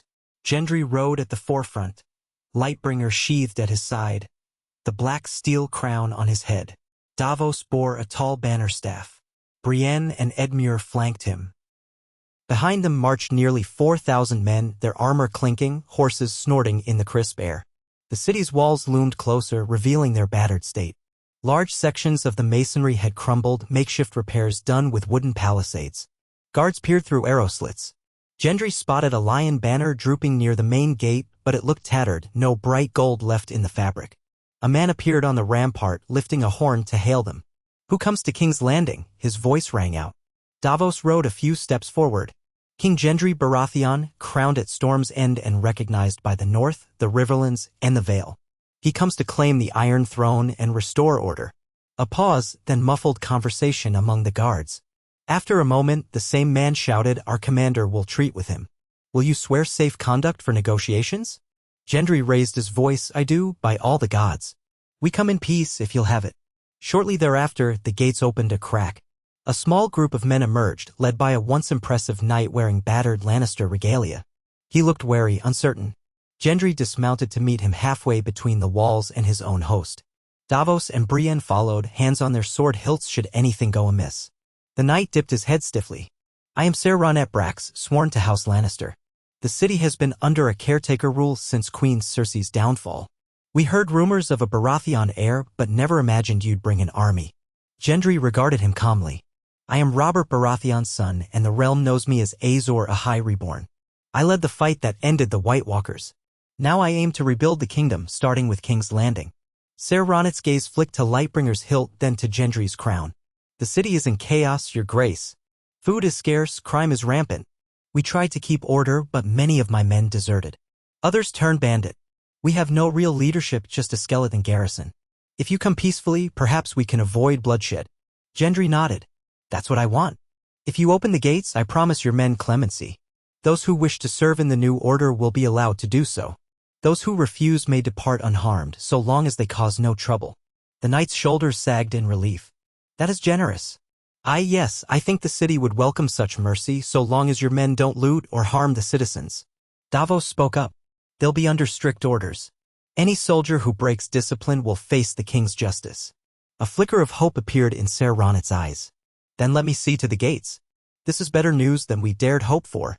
He gestured to his men who retreated toward the walls, presumably to relay instructions. Gendry returned to his horse, heart-pounding. It seemed they might take the city without a fight. Indeed, within half an hour, the main gate groaned open. Gendry led his column inside, the hooves of their horses echoing on the cracked cobblestones. King's Landing, once bustling, felt eerily subdued. The outer district was scarred by collapsed buildings and burned-out husks. Citizens peered from windows or stood in small clusters, eyeing the newcomers warily. Many looked malnourished, their cheeks hollow. Others wore tattered cloaks, shivering in the winter chill. Gendry's men marched in careful formation, mindful of the tension. They displayed no hostility, no brandishing of swords. Davos called out that King Gendry came in peace, to restore order. Some people cheered softly, though a good number just watched with exhausted skepticism. Gendry's stomach twisted at the sight of such despair. This city had been his home in a twisted sense. He remembered Flea Bottom's hunger, but it had never been this bad. They proceeded toward the Red Keep. Along the way, Gendry saw signs of previous battles. Cannon holes in walls, scorch marks from wildfire, broken catapults rusting in side streets. The stench of sewage lingered. Drifts of ash or dust coated the corners of alleys. Occasional squads of Lannister men stood guard, looking uncertain. But when they saw Gendry's large force and the crowned king at its head, they offered no resistance. Finally, they reached the gates of the Red Keep itself. The old fortress still towered on Aegon's high hill, though parts of it were blackened by some great conflagration. The gates swung open with a scream of rusted hinges. Inside the courtyard, a small contingent of knights and officials gathered in disarray. Gendry dismounted and stepped forward, Brienne and Davos close at hand, Lightbringer's weight steadying him at his hip. Ser Ronnet Brax, who had ridden ahead, introduced Gendry to the Caretaker Council, minor lords and functionaries who had tried to administer the city after Cersei fell. They looked haggard, most of them well past their prime.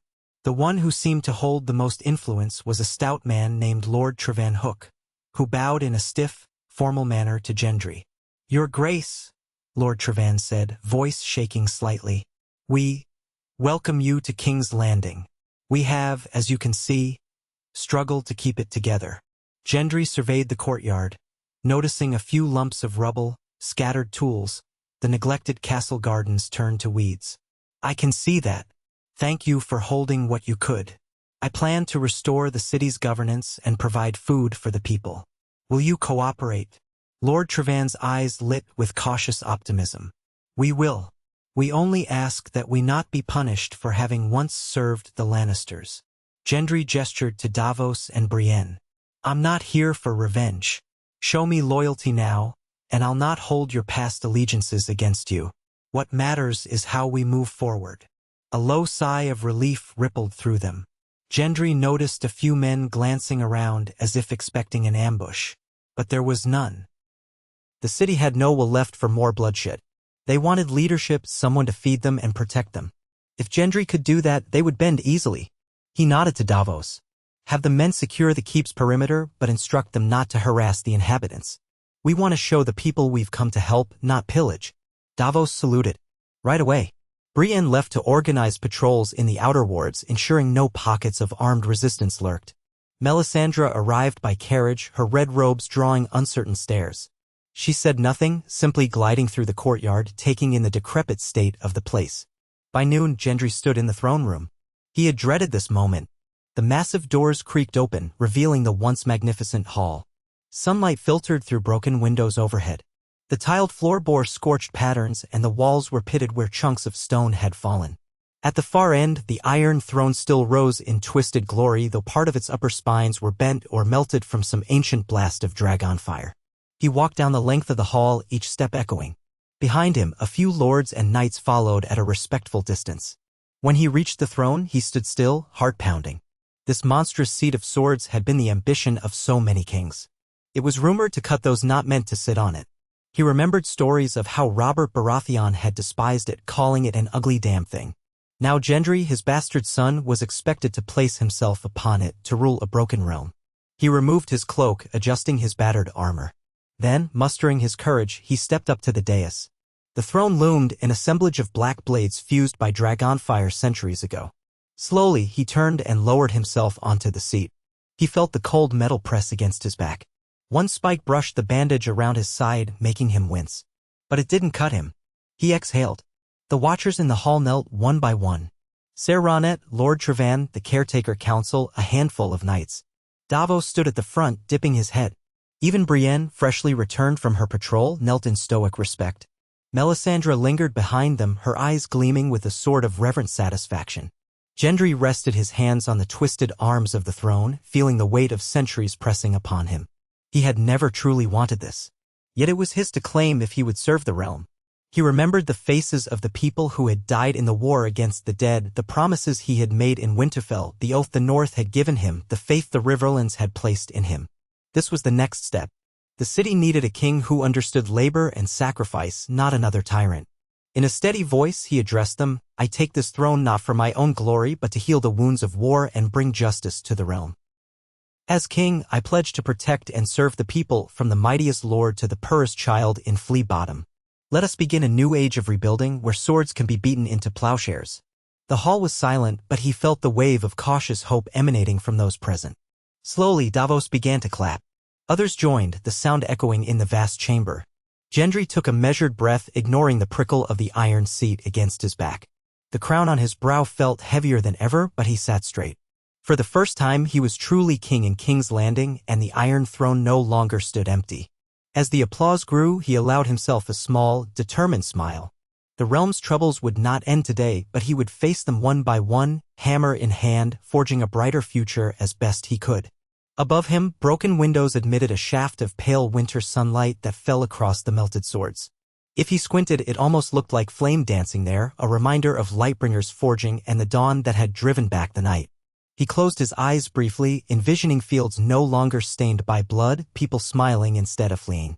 Then he opened them again, gazing upon his new court. "Let's get to work," he said. And with those simple words a new chapter began.